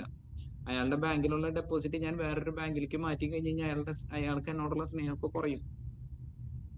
അപ്പോ എന്റെ നിക്ഷേപം ആ ബാങ്കിൽ ഉണ്ടായിരിക്കുന്നിടത്തോളം അവിടുത്തെ ബാങ്ക് മാനേജർക്ക് എന്നോട് സ്നേഹവും ബഹുമാനവും ഉണ്ടെങ്കിൽ സ്വർഗത്തിൽ വലിയ നിക്ഷേപം വെച്ചിട്ടുള്ള ഈ പറയുന്ന വയ്യായുള്ള കുഞ്ഞിന്റെ മാതാപിതാക്കളോട് സ്വർഗത്തിന്റെ മാനേജറായിട്ടുള്ള ദൈവം തമ്പുരാന് ആ മാതാപിതാക്കളോട് എത്രയോ സ്നേഹം ഉണ്ടാവും. നമ്മൾ തിരിച്ചറിയുക, ഇത്തരം മാതാപിതാക്കള് നമ്മുടെ സമൂഹത്തിന് അനുഗ്രഹമാണ്. കാരണം ആ മാതാപിതാക്കൾ നമുക്ക് വേണ്ടി പ്രാർത്ഥിച്ചു കഴിഞ്ഞാൽ അവിടെ അത്ഭുതങ്ങൾ നടക്കും. ഇനി അടുത്ത ഭാഗത്തേക്ക് വരാം. അപ്പൊ ഈ വൈകല്യമുള്ള കുഞ്ഞിന്റെ മാതാപിതാക്കളോട് നമ്മൾക്ക് ഉണ്ടായിരിക്കേണ്ട ആറ്റിറ്റ്യൂഡ് എന്ന് പറയുന്നത് സഹതാപമൊന്നുമല്ല. നമുക്ക് അവരോട് ഉണ്ടായിരിക്കേണ്ട ആറ്റിറ്റ്യൂഡ് എന്നുള്ളത് ബഹുമാനമാണ്. ആ അത്തരം കുടുംബങ്ങളെ നമ്മൾക്ക് കെയർ ചെയ്യാൻ പറ്റുകയാണെങ്കിൽ, അവരുടെ ആവശ്യങ്ങളിൽ നമുക്ക് സഹായിക്കാൻ പറ്റുകയോ, അവർക്ക് അങ്ങട് ചെന്ന് നമുക്ക് ഏതെങ്കിലും രീതിയിൽ നമുക്ക് ഹെൽപ്പ് ചെയ്യാൻ പറ്റുകയോ, അവരോട് ഇങ്ങട് വന്ന് റിക്വസ്റ്റ് ചെയ്യിക്കാതെ നമ്മൾ അങ്ങട് ചെന്ന് നമുക്ക് ഏതെങ്കിലും രീതിയിൽ നമുക്ക് അത്തരം കുടുംബങ്ങളെ സഹായിക്കാൻ പറ്റുമെങ്കിൽ അത് മനോഹരമായിട്ടുള്ള ഒരു കാര്യമായിരിക്കും എന്നാണ് ഞാൻ ചിന്തിക്കുക. അവരുടെ ആ ഒരു സഹായം, അവരോട് നമ്മൾ കാണിക്കുന്ന ആ ഒരു കെയർ അഥവാ ഒരു അവസരം സ്വർഗത്തിൽ നമുക്കും നിക്ഷേപം ബിൽഡ് ചെയ്യാനായിട്ട് കാരണം. ഓക്കെ, അതാണ് എനിക്കൊരു കാര്യം. രണ്ടാമത്തെ ഒരു കാര്യത്തിലേ ഉള്ളൂ, ഈ വൈകല്യം എന്ന് പറയുന്നത് അത് ഒരുപക്ഷെ ഡൗൺ സിൻഡ്രോമോ അല്ലെങ്കിൽ വേറെ ഒന്നും ആവണമെന്നില്ല. നമ്മുടെ തന്നെ കുടുംബം, നമ്മുടെ കുടുംബാംഗങ്ങൾ, നമ്മുടെ മക്കൾ, നമ്മുടെ മാതാപിതാക്കൾ, നമ്മുടെ ജീവിത പങ്കാളി, നമ്മുടെ സഹോദരങ്ങൾ, ഇവരൊക്കെ കുറവുകളുള്ള മനുഷ്യരുണ്ടാവും.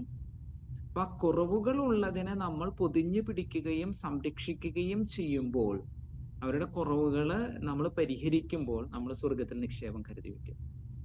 അപ്പോ കുറവുകളുള്ളതിനെ അപഹസിക്കുകയോ അവഹേളിക്കുകയോ ചെയ്യുന്നതിലല്ല, അതിനെ പൊതിഞ്ഞു പിടിക്കുകയും സംരക്ഷിക്കുകയും ചേർത്ത് പിടിക്കുകയും സ്നേഹിക്കുകയും ബഹുമാനിക്കുകയും ചെയ്യുമ്പോൾ നമ്മൾ സ്വർഗത്തിൽ നിക്ഷേപം ബിൽഡ് ചെയ്യുന്നു. അപ്പൊ സ്വർഗത്തിൽ നിക്ഷേപം ബിൽഡ് ചെയ്യണമെങ്കിൽ എന്താ പറയാ, തെരുവിൽ പോയിട്ട് എന്തെങ്കിലും കാര്യങ്ങൾ ചെയ്യണമെന്ന് നിർബന്ധമില്ല. നമ്മുടെ കുടുംബത്തിനകത്ത് തന്നെ നമ്മുടെ കുടുംബാംഗങ്ങളോട്, നമ്മുടെ മാതാപിതാക്കളോട്, സഹോദരനോട്, ജീവിത പങ്കാളിയോട്, നമ്മുടെ മക്കളോട് നമ്മൾ ഏറ്റവും ബഹുമാനത്തോടു കൂടി അവരുടെ കുറവുകളെ നമ്മൾ പരിഹരിക്കുകയും സംരക്ഷിക്കുകയും സ്നേഹിക്കുകയും ബഹുമാനിക്കുകയും ചെയ്യുമ്പോൾ നമ്മൾ സ്വർഗത്തിൽ നിക്ഷേപം ബിൽഡ് ചെയ്യും. വൈകല്യമുള്ളതിന്റെ പേരിൽ, അസുഖങ്ങളുള്ളതിന്റെ പേരിൽ, കുറവുകളുള്ളതിന്റെ പേരിൽ ഒരു കുരുന്നു ജീവനെയും നശിപ്പിക്കാനായിട്ട് നമുക്ക് അവകാശമില്ല. അല്ലെങ്കിൽ മറ്റൊരാളെ അവഹേളിക്കാനായിട്ടോ അവരെ അപകീർത്തിപ്പെടുത്താനായിട്ടോ അല്ലെങ്കിൽ നമുക്ക് അവകാശമില്ല എന്നുള്ളത് നമ്മൾ തിരിച്ചറിയണം. So that is about abortion. അപ്പം വൈകല്യത്തിന്റെ പേരിൽ അടുത്തൊരു ചോദ്യം പറഞ്ഞത് ഇതാണ്, അമ്മയുടെ ആരോഗ്യം പ്രധാനപ്പെട്ടതാണ്. അപ്പൊ അമ്മയുടെ ആരോഗ്യം സംരക്ഷിക്കാനായിട്ട് അബോർഷൻ ചെയ്യേണ്ടതിന്റെ ആവശ്യം വരുന്നുണ്ട്. ഒരു ഗൈനക്കോളജിസ്റ്റ് എന്നുള്ള രീതിയിൽ എനിക്ക് പറയാനായിട്ട് പറ്റും, ഞാൻ ഗൈനക്കോളജി ഡിപ്പാർട്ട്മെന്റിൽ വർക്ക് ചെയ്യുന്നത് ഇത് 18ാമത്തെ വർഷമാണ്. എനിക്ക് ഇതുവരെ ഒരു ഡയറക്റ്റ് അബോർഷൻ എന്നുള്ളൊരു കേസ് ഇതേവരെ ചെയ്യേണ്ടി വന്നിട്ടില്ല. അപ്പൊ എന്തുകൊണ്ടാണ് അത് ചെയ്യേണ്ടി വരാത്തത്? കാരണം ഇത്രയേ ഉള്ളൂ, ഇന്ന് ആധുനിക വൈദ്യശാസ്ത്രം ഒരുപാട് ഡെവലപ്പ് ചെയ്ത് കഴിഞ്ഞു. ഓക്കെ, അപ്പൊ ഞാനതിൽ ബുദ്ധിമുട്ടോടു കൂടി ഫേസ് ചെയ്യുന്ന ഒന്നോ രണ്ടോ കണ്ടീഷൻ ഞാൻ നിങ്ങളോട് പങ്കുവെക്കാം. ഒന്ന്, കുഞ്ഞ് കിടക്കുന്ന ഫ്ലൂയിഡ് പൊട്ടിപ്പോയി, ഒരു കണ്ടീഷൻ. 14 ആഴ്ചയിൽ, ഇപ്പൊ എനിക്കൊരു പേഷ്യന്റ് ഓൺഗോയിങ് പ്രഗ്നൻസി ഉണ്ട്, 16ാമത്തെ ആഴ്ചയിൽ അവരുടെ ഫ്ലൂയിഡ് പൊട്ടിപ്പോയി. പിന്നെ നമ്മൾ എന്താ ചെയ്യാനായിട്ട് പറ്റുക? ഫ്ലൂയിഡ് പൊട്ടി കഴിഞ്ഞാൽ ഉള്ളിലേക്ക് ഇൻഫെക്ഷൻ കയറിയിട്ട് അമ്മയ്ക്കും കുഞ്ഞിനും അപകടം വരാം എന്നുള്ളതാണ് പ്രശ്നം. അപ്പൊ എന്റെ അനുഭവത്തിൽ ആന്റിബയോട്ടിക് കവറേജ് ഇട്ട് ഇൻഫെക്ഷനൊക്കെ നമ്മൾ നന്നായിട്ട് കൺട്രോൾ ചെയ്ത് ഇൻ ബിറ്റ്വീൻ ആന്റിബയോട്ടിക് മീൻസ് ഇൻഫെക്ഷന്റെ സൂചകങ്ങളൊക്കെ ടെസ്റ്റ് ചെയ്ത് പോയി കഴിഞ്ഞ് കഴിഞ്ഞാൽ പ്രശ്നമില്ലാണ്ട് കുറെയൊക്കെ മുന്നോട്ട് പോകും. പക്ഷെ പലപ്പോഴും പ്രശ്നം വരുന്നതാണ്, കുഞ്ഞ് ഫ്ലൂയിഡിന്റെ ഉള്ളിൽ കിടക്കുമ്പോഴാണ് കുഞ്ഞിന്റെ ലങ്സ് ഒക്കെ ശരിക്കും ഡെവലപ്പ് ചെയ്യുന്നത്. അപ്പൊ ആ ലങ്സ് ഡെവലപ്മെന്റിന് ഫ്ലൂയിഡ് ആവശ്യമാണ്. അത് കിട്ടാതെ വന്നു കഴിഞ്ഞാൽ ചിലപ്പോൾ പ്രസവത്തോടു കൂടി കുഞ്ഞ് മരിച്ചു പോകും. കുഞ്ഞിന് ശ്വാസകോശം ശരിക്കും ഡെവലപ്പ് ചെയ്യാത്തതുകൊണ്ട് ചിലപ്പോൾ കുഞ്ഞ് മരിച്ചു പോകാനായിട്ട് സാധ്യതകളുണ്ട്. രണ്ടാമത്തെ ഒരു കാര്യം നമ്മൾ കാണാറുള്ളത് ഇതാണ്, ഇങ്ങനത്തെ പ്രഗ്നൻസീസ് 5 മാസം കഴിഞ്ഞ് 6ാം മാസത്തേക്ക് കടക്കുമ്പോൾ ഗർഭാശയം തുറന്ന് പ്രസവം നടക്കുന്നത് നമ്മൾ കാണാറുണ്ട്. അപ്പൊ നമ്മൾ ഒരു ഇങ്ങനത്തെ പരിചയമുള്ള ആശുപത്രികളിൽ നമ്മൾ ചെയ്യുന്ന ഒരു കാര്യം ഇതാണ്. സ്റ്റിച്ചിട്ട് ഗർഭാശയം അടച്ചു വെച്ച് കഴിഞ്ഞാൽ കുഞ്ഞ് കിടക്കണ ആ സാക്ക് ഓപ്പൺ ആയി പോയി, പൊട്ടിപ്പോയി. അപ്പൊ എന്നാലും കുറച്ച് ഫ്ലൂയിഡ് ആ സാക്കിന്റെ ഉള്ളിൽ ബിൽഡ് ചെയ്ത് നിന്ന് കുഞ്ഞിന്റെ ശ്വാസകോശം ഡെവലപ്പ് ചെയ്ത് പ്രഗ്നൻസി അങ്ങനെ മുന്നോട്ട് പോയി 34-36 ആഴ്ച വരെയൊക്കെ പലപ്പോഴും മുന്നോട്ട് പോവാറുണ്ട്. എന്നിട്ട് നമുക്ക് പലപ്പോഴും കുഞ്ഞുങ്ങളെ രക്ഷപ്പെടുത്തി എടുക്കാനായിട്ട് പറ്റും. ഓക്കെ, അപ്പോൾ ആ പ്രഗ്നൻസിയുടെ ആ ഒരു റിസ്ക് നമ്മൾ വളരെ കെയർഫുൾ ആയിട്ട് മാനേജ് ചെയ്ത് മുന്നോട്ട് പോകും. ഇപ്പൊ ചില കണ്ടീഷനിൽ ചിലപ്പോൾ പെയിൻ വന്നു, സ്റ്റിച്ച് ചിലപ്പോൾ റിമൂവ് ചെയ്യേണ്ടി വരും, ചിലപ്പോൾ പ്രസവം നടന്നേക്കും. ഇപ്പൊ ഒരു 26 ആഴ്ചയിലോ 28 ആഴ്ചയിലോ കുഞ്ഞ് പുറത്തു വന്നു കഴിഞ്ഞാൽ നമ്മൾ കുഞ്ഞിനെ ജീവൻ രക്ഷപ്പെടുത്താനായിട്ട് നമ്മുടെ കഴിവിന് പരമാവധി നോക്കുക. അവിടെ അബോർഷൻ ചെയ്യലല്ലാതെ നമ്മൾ കുഞ്ഞിന്റെ ജീവൻ രക്ഷപ്പെടുത്താനായിട്ട് നമ്മൾ പരമാവധി നോക്കുകയും ദൈവം അനുവദിക്കുന്നെങ്കിൽ ആ കുഞ്ഞിന്റെ ജീവൻ രക്ഷപ്പെടട്ടെ, അതല്ലാതെ നമ്മളായിട്ട് കുഞ്ഞിനെ കളയണം. പിന്നെ ഒരു കണ്ടീഷൻ നമ്മൾ കാണാറുള്ളത് heart disease complicating pregnancy. Heart disease complicating പ്രഗ്നൻസിലും വളരെ കെയർഫുൾ ആയിട്ട് വേണം നമ്മൾ മാനേജ് ചെയ്യാനായിട്ട്. എങ്കിലും ഈ കണ്ടീഷനിൽ പോലും നമുക്ക് അമ്മയുടെയും കുഞ്ഞിന്റെയും ജീവൻ രക്ഷിക്കാനായിട്ട് സാധിക്കുന്നു എന്നുള്ളതാണ്. നമ്മൾ വളരെ കെയർഫുൾ ആയിട്ട് നമ്മൾ നോക്കി മുന്നോട്ട് പോവുകയും അഡിക്വേറ്റ് ആയിട്ടുള്ള കെയർ കൃത്യമായിട്ട് കൊടുക്കുകയും ചെയ്തു കഴിഞ്ഞാൽ നമുക്ക് അമ്മയുടെയും കുഞ്ഞിന്റെയും ജീവൻ രക്ഷിക്കാനായിട്ട് സാധിക്കും എന്നുള്ളതാണ് എൻ്റെ ഇന്നേ വരെയുള്ള അനുഭവം. ഇനി മറ്റ് കണ്ടീഷൻസ് എനിക്ക് ഈ അടുത്ത് വിത്തിൻ 1 ഇയർ ഒരു വളരെ മനോഹരമായിട്ടുള്ള ഒരു അനുഭവം ഉണ്ടായി. അത് ഇപ്രകാരമായിരുന്നു. ഒരു പെൺകുട്ടി, അവര് എന്നെ കാണാനായിട്ട് വന്നത്, ആദ്യമായിട്ട് അവർ എന്നെ കാണാൻ വരുന്നവർക്ക് കുഞ്ഞുങ്ങളില്ലാതെയാണ്. അപ്പൊ അവരൊരു നേഴ്സാണ്. കുറെ 1-2 വർഷമായിട്ട് അവർക്ക് കുട്ടികളില്ലാതെ അവർ നമ്മുടെ അടുത്ത് വന്നു, ട്രീറ്റ്മെന്റ് എടുത്തു, ഓവുലേഷന്റെ അണ്ടത്തിന്റെ ബീജത്തിന് കരുത്ത് കൂട്ടാനായിട്ടുള്ള മരുന്നുകളൊക്കെ കഴിച്ചു. ആൻഡ് ഷി കൺസീവ്, പ്രഗ്നൻസി പോസിറ്റീവായി. അത് കഴിഞ്ഞ് അവർക്ക് ജോലി, അവർ എറണാകുളത്ത് ജോലി ചെയ്തത് കൊണ്ട് അവര് ഡെലിവറി എൻ്റെ അടുത്തായിരുന്നില്ല, എറണാകുളത്തായിരുന്നു അവരുടെ ഫസ്റ്റ് ഡെലിവറി മുതൽ നടക്കുന്നത്. അങ്ങനെ ഫസ്റ്റ് ഡെലിവറി സിസേറിയൻ ആയിരുന്നു. രണ്ടാമത്തെ പ്രഗ്നൻസി കുഞ്ഞിന് 1.5 വയസ്സ് മറ്റുള്ളപ്പോൾ രണ്ടാമത്തെ പ്രഗ്നൻസി മനോഹരമായിട്ട് മുന്നോട്ട് പോയി. അവിടുത്തെ അവര് അഡ്മിറ്റ് ആവാനായിട്ട് ചെല്ലാൻ പറഞ്ഞതിനും ഏതാനും ദിവസങ്ങൾക്ക് മുൻപ് തന്നെ പെയിൻ തുടങ്ങി അവര് ലേബർ റൂമിൽ ചെന്നു. അവിടെ ഡ്യൂട്ടിയിൽ ഉണ്ടായിരുന്നത് അത്ര സീനിയർ അല്ലാത്ത ഒരു ഗൈനക്കോളജിസ്റ്റ് ആണ് ഉണ്ടായിരുന്നത്. അപ്പൊ പെയിൻ തുടങ്ങി വന്ന കാരണം ആ ഡോക്ടർ പറഞ്ഞു നമുക്ക് സിസേറിയൻ ചെയ്യാന്ന് പറഞ്ഞു. അങ്ങനെ സിസേറിയൻ ചെയ്ത് തുറന്നപ്പോൾ വയറ്റിൽ കുറച്ച് ഒട്ടിപ്പിടുത്തങ്ങൾ ഉണ്ടായിരുന്നു. യൂട്രസും വയറിന്റെ ഭിത്തിയും തമ്മിൽ കുറച്ച് ഒട്ടി നിൽക്കുന്നുണ്ടായിരുന്നു. ആ ഡോക്ടർക്ക് ഈ പറയുന്ന കണ്ടീഷൻ അത്രയ്ക്ക് അങ്ങോട്ട് മാനേജ് ചെയ്യാനായിട്ട് പരിചയം ഇല്ലാതിരുന്നത് കൊണ്ട് ആ ഡോക്ടർ സീനിയർ കൺസൾട്ടന്റിനെ വിളിച്ചു വരുത്തി. അതായത് വീട്ടിലായിരുന്ന സീനിയർ ഗൈനക്കോളജിസ്റ്റ് ആശുപത്രിയിൽ എത്തിയതിന് ശേഷമാണ് ഈ കുഞ്ഞിനെ പുറത്തെടുത്തത്. ഇപ്പൊ നാച്ചുറലി ഒരു നേഴ്സായിട്ടുള്ള ഒരാൾക്ക് അസ്യൂം ചെയ്യാൻ പറ്റും എത്രത്തോളം ടെൻഷൻ, അതായത് സിസേറിയൻ തുടങ്ങിയിട്ട് ആ ഡോക്ടർക്ക് കുഞ്ഞിനെ പുറത്തെടുക്കാൻ പറ്റാതെ വരുന്ന ഒരു സാഹചര്യത്തിൽ മറ്റൊരു ഡോക്ടർ വന്ന് ആ കുഞ്ഞിനെ പുറത്തെടുക്കേണ്ടി വരുന്ന ഒരു സിറ്റുവേഷൻ. അപ്പൊ ആ ഡോക്ടർ ഇവരോട് പറഞ്ഞു, നിങ്ങൾക്ക് ഇത്രയും ഒട്ടിപ്പിടുത്തമൊക്കെ കാരണം ഇനി അടുത്തൊരു പ്രഗ്നൻസി നോക്കണ്ട.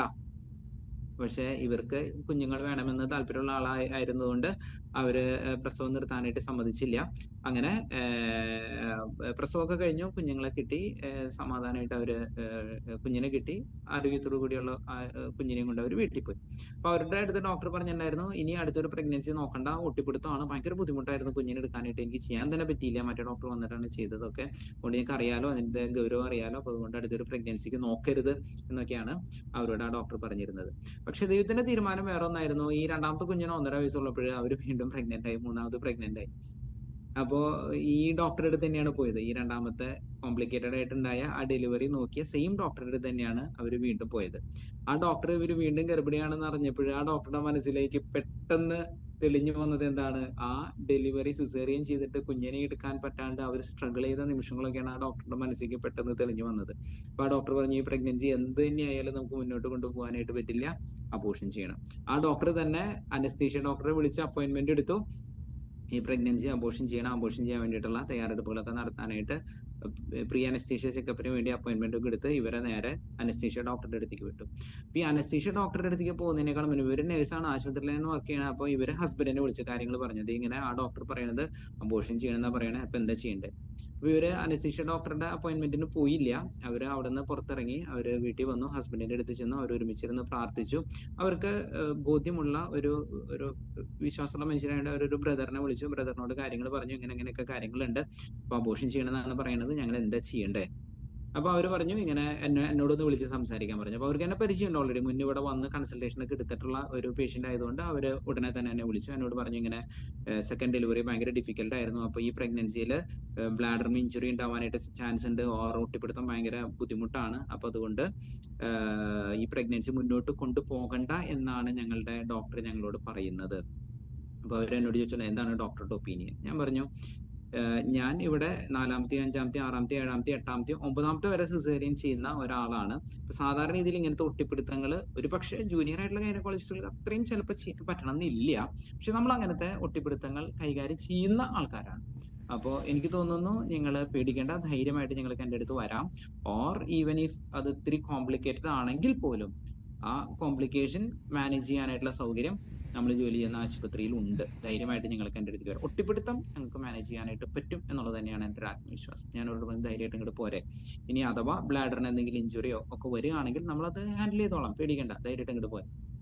അപ്പൊ അവര് അവിടെ പിന്നെ കൺസൾട്ടേഷന് പോയില്ല, അവർ കണ്ടുകൊണ്ടിരുന്ന ആശുപത്രിയിൽ പിന്നെ കൺസൾട്ടേഷന് പോയില്ല, അവർ എൻ്റെ അടുത്ത് വന്നു. ഞാൻ സ്കാൻ ചെയ്ത് നോക്കി, വേറെ കുഴപ്പങ്ങളൊന്നുമില്ല, പ്രഗ്നൻസി മുന്നോട്ട് പോകാനായിട്ടുള്ള വേറെ പ്രത്യേകിച്ച് ഹാർട്ട് ബീറ്റ് ഒക്കെ ഉണ്ട്, നല്ല ക്ലിയർ ആയിട്ട് കിട്ടുന്നുണ്ട്. അവർ പ്രഗ്നൻസി മുന്നോട്ട് കൊണ്ടുപോകാനായിട്ട് തീരുമാനിച്ചു. ഫർദർ എല്ലാ ചെക്കപ്പുകൾക്കും അവർ നമ്മുടെ അടുത്ത് തന്നെയാണ് വന്നത്. 5ാം മാസത്തെ സ്കാനിൽ പ്ലസന്റയുടെ ലൊക്കേഷൻ ഒക്കെ നോക്കി, വേറെ പ്രശ്നങ്ങളൊന്നുമില്ല, യൂട്രസിന്റെ മുകൾ ഭാഗത്ത് തന്നെയാണ് പ്ലസന്റ ഒട്ടിപ്പിടിച്ചിട്ടുള്ളത്. പ്രഗ്നൻസി ഇങ്ങനെ മനോഹരമായിട്ട് മുന്നോട്ട് പോയി. എലക്റ്റീവ് സിസേറിയൻ, അതായത് പ്രസവത്തിന്റെ ഏകദേശം തീരെ 10 ദിവസം മുന്നാണ് നമ്മൾ എലക്റ്റീവ് ആയിട്ട് സിസേറിയൻ ചെയ്യുക. അങ്ങനെ സിസേറിയൻ ചെയ്യാനായിട്ട് നമ്മൾ പോസ്റ്റ് ചെയ്തു. അപ്പൊ ഞാൻ ഇവരുടെ ചാർട്ടിൽ ഈ ഒരു പോയിന്റ് നോട്ട് ചെയ്തിട്ടിട്ടുണ്ട്. ഈ സെക്കൻഡ് പ്രഗ്നൻസിയിൽ ഇത്തിരി ഒട്ടിപ്പിടുത്തങ്ങൾ ഉണ്ടായിരുന്നു. അപ്പൊ ഞാൻ അനസ്തീഷ്യ ഡോക്ടറോട് ഇൻഫോം ചെയ്തു, ചിലപ്പോൾ കുറച്ചൊരു ഡിഫിക്കൽട്ടി എനിക്ക് ഉണ്ടായേക്കാം. ഞാൻ അതിനനുസരിച്ച് പ്രിപ്പയർഡ് ആയി. ഇൻസിഷന്റെ വലുപ്പവും അതിന്റെ എന്താ പറയുക ഡിസെക്ഷൻ ഒക്കെ നമ്മൾ കുറച്ച് കെയർഫുൾ ആയിട്ട് തന്നെ പോയി. എനിക്ക് ചെറിയൊരു ഡിഫിക്കൽട്ടി മാത്രമേ എനിക്ക് ഫീൽ ചെയ്തുള്ളൂ. ആ നമ്മൾ സാധാരണ കാണുന്ന അത്ര വലിയൊരു ഡിഫിക്കൽട്ട് സിസേറിയൻ ആയിരുന്നില്ല എന്നെ സംബന്ധിച്ചത്. നമ്മൾക്ക് കൃത്യമായിട്ട് ഒരു പ്ലെയിൻ കിട്ടി, ആ പ്ലെയിനിൽ നിന്ന് നമ്മൾ താഴേക്ക് ഡിസെക്ട് ചെയ്ത് വന്നു, ബ്ലാഡർ ഒക്കെ കൃത്യമായിട്ട് താഴേക്ക് ഡിസെക്ട് ചെയ്തു, and I could take out the baby in just 8 minutes. അതായത് സിസേറിയന്റെ ഇൻസിഷൻ 8 മിനിറ്റിനുള്ളിൽ തന്നെ നമുക്ക് ബേബിനെ എടുക്കാനായിട്ട് പറ്റി. ദൈവത്തിന് നന്ദി. അപ്പൊ നല്ലൊരു ആരോഗ്യമുള്ള കുഞ്ഞിനെ തന്നെയാണ് അവർ പ്രസവിച്ചത്. ഡിസെക്ഷൻ അത്ര വലിയ ഡിഫിക്കൽട്ട് ഒന്നും ആയിരുന്നില്ല. നമ്മൾ യൂട്രസ് ഒക്കെ തുന്നി ക്ലിയർ ആക്കി. ഞാൻ അവരോട് പറഞ്ഞു ഞാൻ എന്തായാലും പ്രസവം നിർത്തില്ല. അവർ പറഞ്ഞു ഇല്ല ഡോക്ടർ, ഞങ്ങൾക്ക് പ്രസവം നിർത്താനായിട്ട് താല്പര്യമില്ല. അവർ സമാധാനമായിട്ട് അവര് വിത്തിൻ സാധാരണ വേറെ ഒരു അൺകോംപ്ലിക്കേറ്റഡ് സിസേറിയൻ ആയിരുന്നുകൊണ്ട് 6 മണിക്കൂർ കഴിഞ്ഞ് അവർ റൂമിലേക്ക് ഷിഫ്റ്റ് ചെയ്തു. 4ാമത്തെ ദിവസം അവരെ ഡിസ്ചാർജ് ആക്കി. 4ാമത്തെ ദിവസം അവരെ ഡിസ്ചാർജ് ചെയ്ത് പോണേക്കാളും മുന്നേ ഒരു വലിയൊരു കേക്ക് ഒക്കെ കൊണ്ട് എൻ്റെ റൂമിലേക്ക് വന്നിട്ടുണ്ടായിരുന്നു. ഞാൻ ആലോചിക്കുകയാണ്, ആ ഒരു തീരുമാനം, ഈ ഡോക്ടർ ഇവരോട് പറഞ്ഞത് ഇതാണ്, നിങ്ങളുടെ ലൈഫിന് റിസ്ക് ആണ്, ബ്ലാഡർ പൊട്ടും, അതാണ് ഇതാണ് പ്രശ്നങ്ങളാണ്. പക്ഷെ അവരെന്തൊരു തീരുമാനം എടുത്തു, കുറച്ച് റിസ്ക് എടുത്തിട്ടായാലും ഡോക്ടറെ ഞങ്ങളുടെ കുഞ്ഞിന്റെ ജീവൻ രക്ഷിക്കാനാണ് ഞങ്ങളുടെ തീരുമാനം. അപ്പൊ അവര് അവരുടെ കംഫർട്ട് സോണിൽ നിന്ന്, അവർക്ക് ജോലി ചെയ്യുന്ന ആശുപത്രിയിൽ തന്നെയുള്ള ഡെലിവറിയിൽ നിന്ന് മാറി വേറൊരു സ്ഥലത്ത് വന്ന് അവര് പ്രസവിക്കാനായിട്ട് തീരുമാനം എടുത്തു. ദൈവം അവരെ അനുഗ്രഹിച്ചു. നല്ല ആരോഗ്യമുള്ള ഒരു കുഞ്ഞിനെ കിട്ടി, ഒരു ബുദ്ധിമുട്ടുമില്ലാതെ സമാധാനപരമായിട്ടുള്ള ഡെലിവറിയും കഴിഞ്ഞ് അവര് വീട്ടിൽ പോയി. അപ്പൊ ജീവന് വേണ്ടി നമ്മൾ ചില സമയത്ത് കുറച്ച് റിസ്ക് എടുക്കേണ്ടി വരും, കുറച്ച് കഷ്ടപ്പെടേണ്ടി വരും, നമുക്ക് കുറച്ച് അസൗകര്യങ്ങളിൽ കൂടെ ഒക്കെ ചിലപ്പോൾ കടന്നു പോകേണ്ടി വരും. പക്ഷെ ഞാൻ പറയാം, അവിടെ ദൈവത്തിന്റെ അനുഗ്രഹമാണ് നമ്മുടെ കൂടെ ഉണ്ടാവുക. God's blessings will be there with us. ദൈവാനുഗ്രഹം നമ്മുടെ കൂടെ ഉണ്ടാവും. ഈ ദൈവാനുഗ്രഹത്തോടു കൂടി നമുക്ക് ഏറ്റവും പ്രധാനം ദൈവത്തിന്റെ അനുഗ്രഹമല്ലേ. ഞാൻ എൻ്റെ MBBS കഴിഞ്ഞ സമയത്ത് ഏത് ഡിപ്പാർട്ട്മെന്റിൽ സ്പെഷ്യലൈസേഷൻ ചെയ്യണമെന്ന് ആലോചിച്ച് ഞാൻ ടെൻഷൻ മീൻസ് ഒരു ആങ്സൈറ്റിയുടെ എന്നെ സംബന്ധിച്ച് ഞാൻ എൻ്റെ PG എൻട്രൻസിന്റെ റാങ്ക് അനുസരിച്ചിട്ടല്ല ഞാൻ സ്പെഷ്യലൈസേഷന്റെ തീരുമാനം എടുത്തത്. ഞാൻ എൻ്റെ മനസ്സിൽ ഓൾറെഡി തീരുമാനിച്ചിട്ടുണ്ടായിരുന്നു, ദൈവത്തിന്റെ തീരുമാനം അനുസരിച്ചിട്ടുള്ള ഒരു സ്പെഷ്യലൈസേഷൻ ആയിരിക്കും ഞാൻ എടുക്കുക. അങ്ങനെയാണ് ഞാൻ പ്രാർത്ഥിച്ച് ഡിസൈൻ ചെയ്ത് ഗൈനക്കോളജി എന്നുള്ള സ്പെഷ്യാലിറ്റി തന്നെ തിരഞ്ഞെടുക്കാനായിട്ട് തീരുമാനിക്കുകയും പിന്നീടാണ് ഞാൻ എൻട്രൻസ് എഴുതുന്നതും ഗൈനക്കോളജി ചൂസ് ചെയ്യുന്നതും എല്ലാം. അപ്പോ ദൈവം നമ്മുടെ കൂടെ ഉണ്ടാവും. ദൈവത്തിന്റെ ഇഷ്ടത്തിനനുസരിച്ചിട്ടാണ് നമ്മൾ മുന്നോട്ട് പോകുന്നതെങ്കിൽ, കർത്താവ് നമ്മുടെ കൂടെ ഉണ്ടെങ്കിൽ നമ്മൾ ആരെ പേടിക്കണം? ദൈവത്തിന്റെ കരം നമ്മുടെ കൂടെ ഉണ്ടെങ്കിൽ നമ്മൾ എന്തിനാണ് മറ്റുള്ളവരെ പേടിക്കണത്? ധൈര്യമായിട്ട് നമുക്ക് മുന്നോട്ട് പോവാം. ദൈവത്തിന്റെ സംരക്ഷണം നമ്മുടെ കൂടെ ഉണ്ടാവും. നമ്മുടെ കുടുംബത്തോടു കൂടിയും നമ്മളായിരിക്കുന്ന സ്ഥലങ്ങളോട് കൂടിയും ദൈവത്തിന്റെ സംരക്ഷണം ഉണ്ടാവും.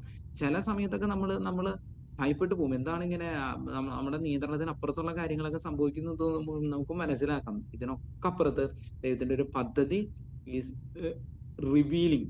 അതിങ്ങനെ അൺവെയിൽ ചെയ്ത് വരും. അപ്പൊ നമ്മൾ പേടിക്കേണ്ട ആവശ്യമൊന്നുമില്ല. തമ്പുരാന്റെ കൈമ പിടിച്ച് നമ്മൾ നടന്നാൽ മതി. ദൈവം നമ്മളെ കൈ പിടിച്ച് നടത്തിക്കോളും. ഓക്കെ. ഇപ്പൊ തന്നെ ഇവിടെ വന്നൊരു ചോദ്യം ഇതായിരുന്നു, എക്ടോപിക് പ്രഗ്നൻസി, ട്യൂബൽ പ്രഗ്നൻസിയിൽ നമ്മൾ എന്താണ് ചെയ്യേണ്ടത്? ഇപ്പൊ ട്യൂബൽ പ്രഗ്നൻസി എന്ന് വെച്ച് കഴിഞ്ഞാൽ യൂട്രസിന്റെ ട്യൂബിലാണ് പ്രഗ്നൻസി. ഞാൻ വേണമെങ്കിൽ ഈ പിക്ചർ കാണിച്ചു തരാം. അപ്പോൾ ഇത് ഗർഭപാത്രമാണെങ്കിൽ ഗർഭപാത്രത്തിന്റെ ഉള്ളിലാണ് സാധാരണ ഇതിൽ പ്രഗ്നൻസി വരിക. ഈ മസിൽസ് ഒക്കെ ചുറ്റുമുണ്ട്. പക്ഷെ ട്യൂബില് പ്രഗ്നൻസി വന്നു കഴിഞ്ഞാൽ, അപ്പൊ ഇവിടെ ഫെലോപ്പിയൻ ട്യൂബിൽ വെച്ചിട്ട് ഫെർട്ടിലൈസേഷൻ കഴിഞ്ഞ് ഇവിടെ പറ്റിപ്പിടിച്ചു, അത് അപകടമുള്ള ഒരു കണ്ടീഷനാണ്. കാരണം ഈ ഇതുപോലൊരു മസിൽ ഔട്ട്ലൈൻ ഇല്ല ട്യൂബിന്റെ ഉള്ളിൽ. കുഞ്ഞിന് 2 മാസം കഴിയുമ്പോഴേക്കും ചിലപ്പോൾ ട്യൂബ് പൊട്ടും. ട്യൂബ് പൊട്ടി കഴിഞ്ഞ് കഴിഞ്ഞാൽ അത് അമ്മയുടെയും കുഞ്ഞിന്റെയും ജീവൻ പോകും. അതായത് അമ്മയോ കുഞ്ഞോ എന്നുള്ള ചോദ്യം അല്ല ഇവിടെ വരണത്, അമ്മയുടെയും കുഞ്ഞിന്റെയും ജീവൻ നഷ്ടപ്പെടും. എക്ടോപിക് പ്രഗ്നൻസിയിൽ നമുക്ക് നമ്മുടെ മനസ്സിൽ ആഗ്രഹം എന്താ? അമ്മയുടെയും കുഞ്ഞിന്റെയും ജീവൻ രക്ഷിക്കണം എന്നാണ് നമ്മുടെ ആഗ്രഹം. അപ്പോ ഇവിടെ അമ്മയോ കുഞ്ഞോ എന്നുള്ള ചോദ്യം ഒന്നും അല്ല പറഞ്ഞത്, ട്യൂബൽ പ്രഗ്നൻസി ആണ്. അപ്പോൾ അത് എന്ത് വിധേനയും പ്രഗ്നൻസി കണ്ടിന്യൂ ചെയ്യുക എന്നുള്ളതല്ല നമ്മുടെ ഉദ്ദേശം.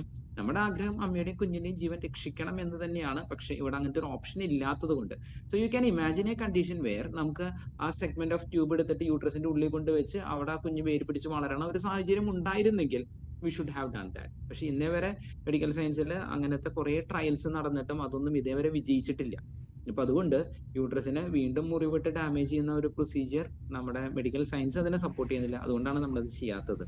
അപ്പൊ അതല്ലാതെ നമ്മൾക്ക് ആ കുഞ്ഞിന്റെ ജീവനോട് വിലയില്ലാഞ്ഞിട്ടല്ല, because it is considered as a indirect abortion. Direct abortion അല്ല, കുഞ്ഞിനെയല്ല നമ്മൾ കളയണത്. ഈ എന്താ പറയാ, യൂട്രസിന്റെ ഉള്ളിൽ ഇംപ്ലാന്റ് ചെയ്യേണ്ട ഒരു പ്രഗ്നൻസി ട്യൂബിൽ ഇംപ്ലാന്റ് ചെയ്തപ്പോൾ ആ ഡാമേജ്ഡ് ആയിട്ടുള്ള ഒരു ട്യൂബിനെയാണ് നമ്മൾ റിമൂവ് ചെയ്യുന്നത്, അല്ലാതെ it is considered as an indirect abortion. Okay. അപ്പോൾ എക്ടോപിക് പ്രഗ്നൻസിയിൽ നമ്മൾ പ്രഗ്നൻസി കണ്ടിന്യൂ ചെയ്യണം, ട്യൂബ് പൊട്ടണവരെ കാത്തുക്കണം, എന്നിട്ട് ട്യൂബ് പൊട്ടിയിട്ട് കുഞ്ഞിന്റെ ഹാർട്ട് ബീറ്റ് നിന്നതിന് ശേഷം മാത്രമേ കുഞ്ഞിനെ പുറത്തെടുക്കാൻ പാടുള്ളൂ എന്ന് കാത്തലിക് ടീച്ചിങ് നമ്മളോട് ആവശ്യപ്പെടുന്നില്ല. ആ കാര്യം ക്ലിയർ ആയിട്ടിരിക്കണം. Ectopic pregnancy is different from a normal pregnancy. അപ്പോൾ അതിനെ നമ്മൾ തെറ്റിദ്ധരിക്കേണ്ട ആവശ്യമില്ല. അമ്മയുടെയും കുഞ്ഞിന്റെയും ജീവൻ രക്ഷിക്കുക എന്നുള്ളത് തന്നെയാണ് കാത്തലിക് ടീച്ചിങ്. സോ അപ്പോ എക്ടോപിക് പ്രഗ്നൻസിയെ പറ്റിയിട്ട് ഞാൻ പറഞ്ഞു.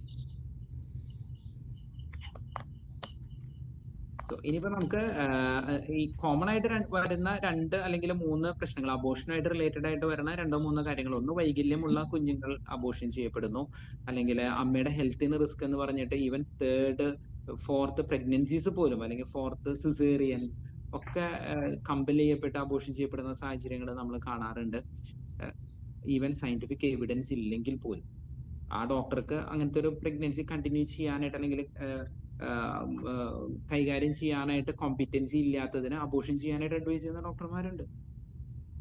അപ്പോ അതൊക്കെ നമുക്ക് നമ്മൾ മനസ്സിലാക്കണം, തിരിച്ചറിയണം. ഇങ്ങനെയൊക്കെ നമ്മുടെ സമൂഹത്തിൽ സംഭവിക്കുന്നുണ്ടെന്ന് അറിയണം. അത്രേ ഉള്ളൂ നമ്മൾ ചെയ്യേണ്ട കാര്യം.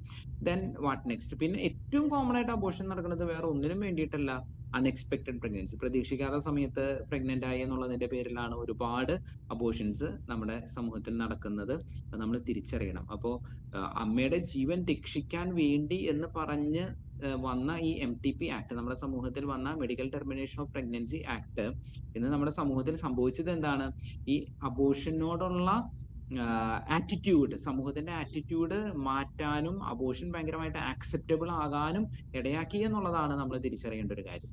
അതുകൊണ്ടാണ് ഞാൻ പറയുക, നിയമങ്ങൾ ഒരു സംസ്കാരത്തെ സൃഷ്ടിക്കുന്നു. അബോർഷനെ ആക്സെപ്റ്റ് ചെയ്യുന്ന ഒരു സംസ്കാരം നമ്മുടെ സമൂഹത്തിൽ ബിൽഡ് ചെയ്യാനായിട്ട് കാരണമുണ്ടാക്കിയത് MTP ആക്ട് ആണ്. അതുകൊണ്ടാണ് നമ്മൾ നിയമങ്ങൾക്കെതിരെ വളരെ കെയർഫുൾ ആയിട്ട് പ്രതികരിക്കേണ്ട ആവശ്യമുണ്ടെന്ന് ഞാൻ ചിന്തിക്കുക. ഓരോ നിയമത്തെ പറ്റിയിട്ട് നമ്മൾ വളരെ കെയർഫുൾ ആയിരിക്കണം. കാരണം അതിലൂടെ ബിൽഡ് ചെയ്യപ്പെടുന്നത് ഒരു കൾച്ചറാണ്, ഒരു സംസ്കാരമാണ് നമ്മുടെ സമൂഹത്തിൽ രൂപപ്പെടുന്നത്. അപ്പോ തോന്നിയ പോലെ അത് ചെയ്യണവർ ചെയ്തോട്ടെ, നമ്മൾ എന്തിനാ അതിനെതിരെ ഇത്ര അധികം ബലം പിടിക്കണം എന്തിനാ എന്നൊക്കെ ചിന്തിക്കുമ്പോൾ നമ്മൾ തിരിച്ചറിയണം, അത് ചെയ്യണവർ ചെയ്തോട്ടെ എന്നൊക്കെ വെച്ച് കഴിഞ്ഞാല് കൾച്ചർ ഈസ് ബീങ് ഫോം. അങ്ങനത്തെ ഒരു സംസ്കാരം തന്നെ നമ്മുടെ സമൂഹത്തിൽ രൂപപ്പെട്ടു വരികയാണ്. കഴിഞ്ഞ ദിവസം എന്നോട് ഒരു ലേഡി അവരെന്നോട് പറയായിരുന്നു, ഡോക്ടറെ ഞാൻ 3ാമത് പ്രഗ്നന്റ് ആയിട്ട് ഡോക്ടറെ കാണാനായിട്ട് വളരെ സന്തോഷത്തോടു കൂടി ഗർഭിണിയാണ് എന്നുള്ള വിശേഷം ഡോക്ടറെ അടുത്ത് പങ്കുവെച്ചപ്പോൾ ഡോക്ടറിനോട് ചോദിക്കുക, do you want to continue this? നിങ്ങൾക്ക് ഇത് കണ്ടിന്യൂ ചെയ്യണമെന്ന് ആഗ്രഹമുണ്ടോ? അപ്പോ മനസ്സിൽ എങ്ങനെ ഒരു അൺഎക്സ്പെക്ടഡ് പ്രഗ്നൻസി ഒക്കെ ആയിട്ട് ചെല്ലുന്ന ഒരു കപ്പിളിന് ഈ ഒരൊറ്റ ചോദ്യം മതി അബോർഷനിലേക്ക് നയിക്കാനായിട്ട്. ഇപ്പൊ ജീവനെ സംരക്ഷിക്കുന്ന, സ്നേഹിക്കുന്ന, ബഹുമാനിക്കുന്ന ഒരു സംസ്കാരത്തിന് പകരം ജീവനെ ഒഴിവാക്കാനായിട്ട് പ്രേരിപ്പിക്കുന്ന ഒരു സംസ്കാരം നമ്മുടെ സമൂഹത്തിൽ വളർന്നു വരുന്നുണ്ടോ എന്ന് നമ്മൾ ചിന്തിക്കണം. അപ്പൊ അൺഎക്സ്പെക്ടഡ് പ്രഗ്നൻസീസ് പലപ്പോഴും ആ ഒരു അൺഎക്സ്പെക്ടഡ് ക്രൈസിസ് പെട്ടെന്ന് പ്രതീക്ഷിച്ചില്ല. ആ സമയത്ത് നമ്മളൊന്ന് കൺസോൾ ചെയ്തൊന്ന് സപ്പോർട്ട് ചെയ്തു, അവരോട് we are there to support you എന്ന് പറയാനായിട്ട് ആരെങ്കിലും ഉണ്ടായിരുന്നെങ്കിൽ, അവിടെയാണ് നമ്മുടെ ഈ ഒരു കൾച്ചർ ഓഫ് ലൈഫ്, ജീവന്റെ സുവിശേഷം എന്നുള്ള ചാക്രിക ലേഖനത്തിലെ മാർപ്പാപ്പ പറയുന്നത്, മനുഷ്യജീവന്റെ പുതിയൊരു സംസ്കാരത്തെ സ്ഥിരീകരിക്കുന്നതിന് വേണ്ടി നമുക്ക് പരിശ്രമിക്കാം. മദർ തെരേസ പറയുന്നത് എന്താണ്? To young couples Mother Teresa പറയാണ്, if you want to do pro life work what you should do, നിങ്ങൾ ചെയ്യേണ്ടത് എത്രയേ ഉള്ളൂ, നിങ്ങള് ഒരു കുഞ്ഞിനെ കൂടി നിങ്ങളുടെ കുടുംബത്തിലേക്ക് സ്വീകരിക്കുക. ഒരു കുഞ്ഞിനെ കൂടി നിങ്ങളുടെ കുടുംബത്തിലേക്ക് നിങ്ങൾ സ്വീകരിക്കുന്നെങ്കിൽ നിങ്ങൾ മറ്റുള്ളവരോട് പറയുന്നത് ഇതാണ്, ഒരു കുഞ്ഞ് അനുഗ്രഹമാണ്, one more child is A blessing എന്നുള്ളതാണ് നിങ്ങൾ നിങ്ങളുടെ സമൂഹത്തോട് പ്രഘോഷിക്കുന്നത്. അവർ തിരിച്ചറിയും നിങ്ങളുടെ കുടുംബത്തിൽ ഒരു കുഞ്ഞു കൂടി വന്നപ്പോൾ അവിടെ കൂടുതൽ അനുഗ്രഹമുണ്ട്, കൂടുതൽ സമാധാനമുണ്ട്, കൂടുതൽ പ്രതീക്ഷകളുണ്ട്, കൂടുതൽ സ്വപ്നങ്ങളുണ്ട്. തിരിച്ചറിയുമ്പോൾ മറ്റുള്ളവരും ഒരു കുഞ്ഞിനെ കൂടി അവരുടെ കുടുംബങ്ങളിലേക്ക് സ്വീകരിക്കാനായിട്ട് തയ്യാറാവും. അവിടെ അബോർഷനുകൾ നടക്കാതെ പോകും. കുഞ്ഞിനെ സ്വീകരിക്കുന്ന ഒരു സംസ്കാരം ഓരോ കുടുംബത്തിലും ബിൽഡ് ചെയ്തു. അപ്പൊ ജീവനെ സംരക്ഷിക്കുന്ന, സ്നേഹിക്കുന്ന ഒരു സംസ്കാരം നമ്മുടെ സമൂഹത്തിൽ നമ്മൾ പടുത്തുയർത്തണം എന്നുള്ളത് ഇന്നത്തെ കാലഘട്ടത്തിന്റെ കൂടി ആവശ്യമാണെന്ന് നമ്മൾ തിരിച്ചറിയുക. Now comes the question of contraception and sterilisation. എന്താണ് ഗർഭനിരോധനം, എന്താണ് പ്രസവ നിർത്തൽ? ഈ രണ്ട് കാര്യങ്ങളെ പറ്റിയിട്ട് ഞാനൊരല്പം ഈ സമയത്ത് സംസാരിക്കുന്നുണ്ട്.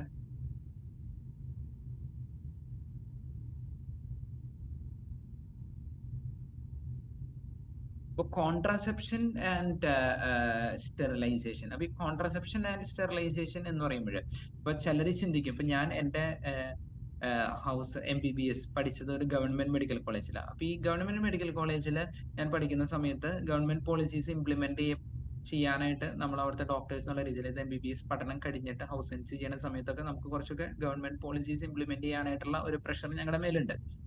അങ്ങനെ ഞാൻ എന്റെ ഹൗസ് സെൻസിൽ ചെയ്യുന്ന സമയത്ത് ഈ സ്റ്റെറിലൈസേഷൻ അസിസ്റ്റ് ചെയ്യാനായിട്ടുള്ള ഒരു പ്രഷർ എൻ്റെ മേലുണ്ടായിരുന്നു. അപ്പോൾ ഈ തിയേറ്ററിൽ 3 തിയേറ്റർ ടേബിൾ ഉള്ളതില് ഒരു ടേബിള് PPS ടേബിൾ ആണ്, പോസ്റ്റ് പാർട്ടം സ്റ്റെറിലൈസേഷൻ ടേബിൾ.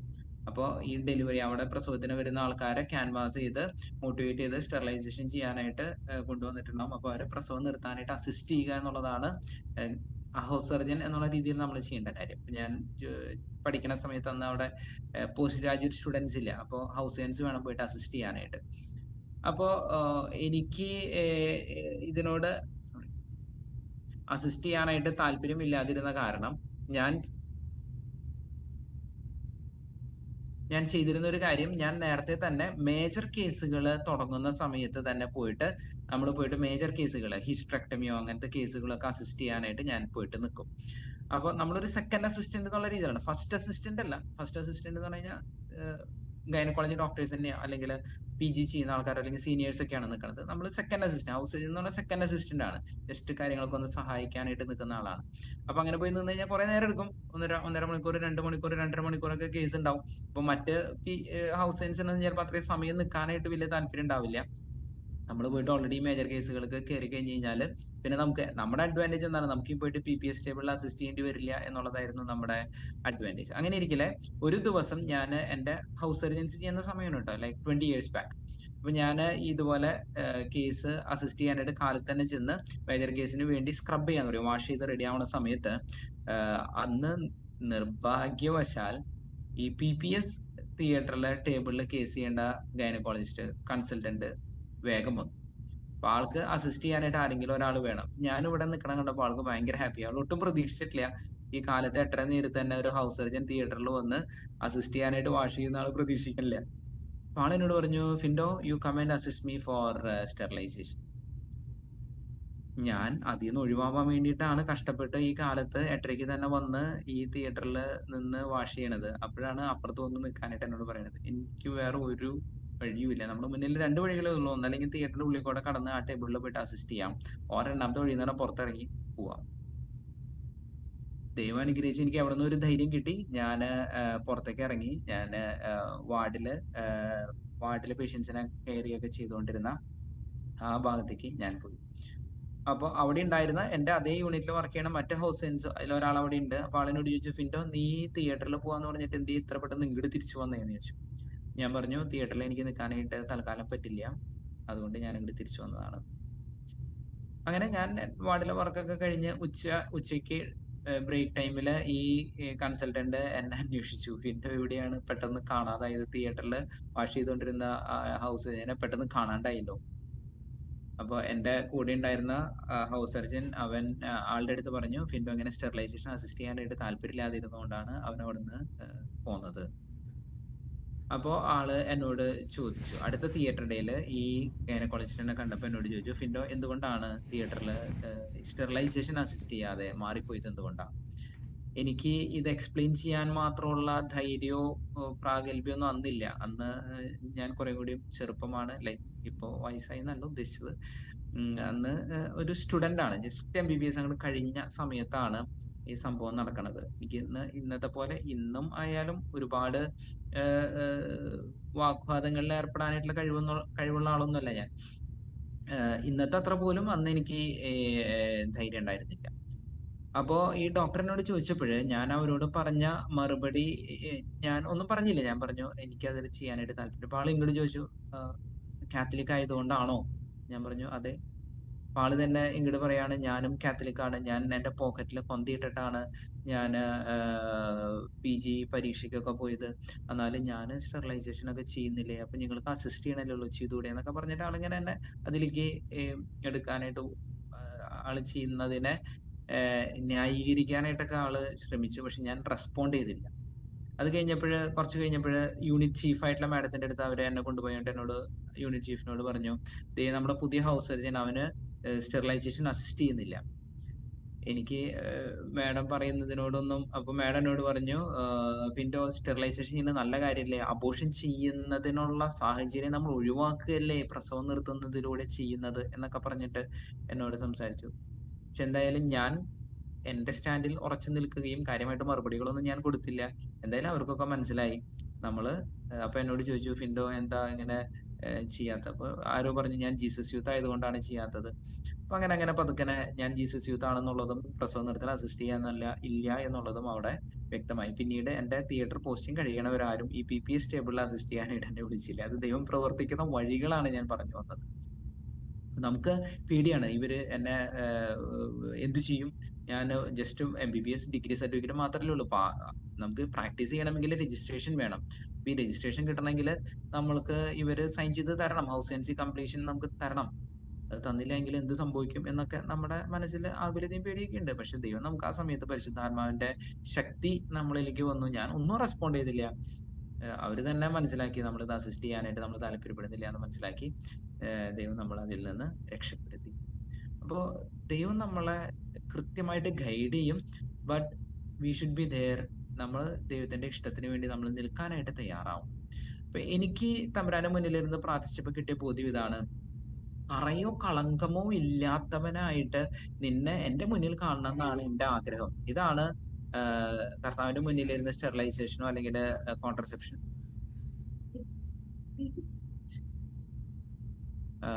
അപ്പോ ഈ തമ്പുരാന്റെ മുന്നിലിരുന്ന് പ്രാർത്ഥിച്ചപ്പോഴ് എനിക്ക് കിട്ടിയ ഒരു ബോധ്യം ഇതാണ്, കറയോ കളങ്കമോ ഇല്ലാത്തവനായിട്ട് നിന്നെ എന്റെ മുന്നിൽ കാണണം.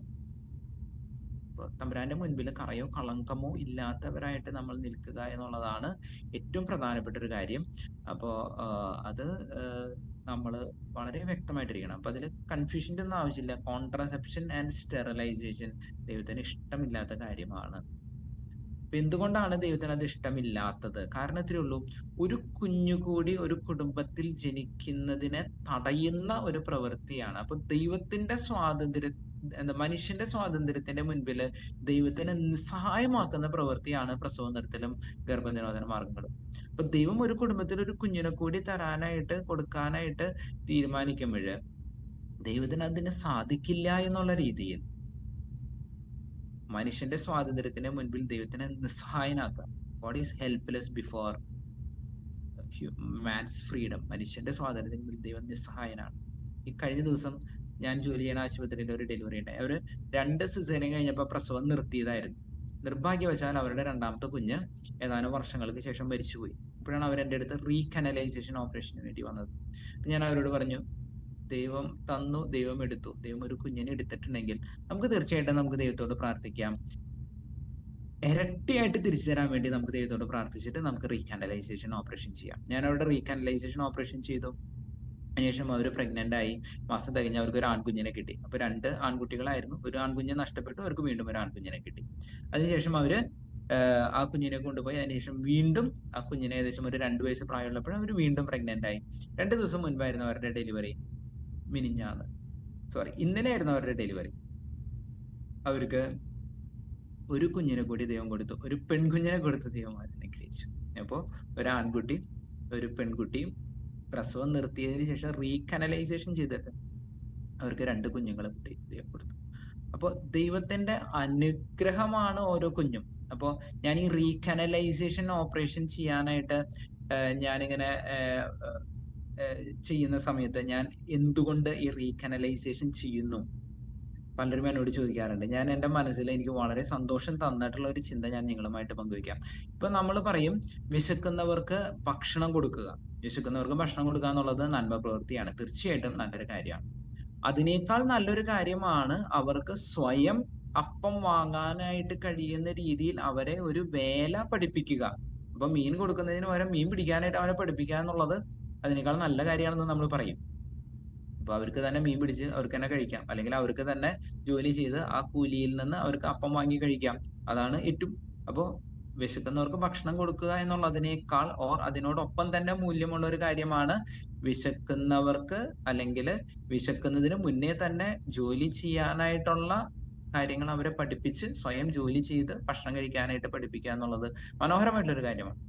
ഇനി ഈ ജോലി ചെയ്ത് ഭക്ഷണം കഴിക്കുക എന്നുള്ളതിന്റെ ഒപ്പം ഒരു കാര്യമാണ് ഇപ്പൊ കുടുംബത്തിൽ എല്ലാ കാലത്തും നമുക്ക് ജോലി ചെയ്യാൻ പറ്റില്ല. And at some point of time മക്കള് മാതാപിതാക്കളെ സംരക്ഷിക്കുന്ന ഒരു കാലഘട്ടം വരും. അപ്പോ മക്കൾ ജോലി ചെയ്യുന്നു, അവരുടെ അധ്വാന ഫലത്തിൽ നിന്ന് അവര് മാതാപിതാക്കളെ സംരക്ഷിക്കും. That is something beautiful. Okay, അപ്പോ നമ്മളൊരു കുഞ്ഞു കൂടിയും ഒരു കുടുംബത്തിൽ ജനിക്കാനായിട്ട് നമ്മൾ സഹായിക്കുമ്പോൾ നമ്മൾ ചെയ്യുന്നത് എന്താണ്?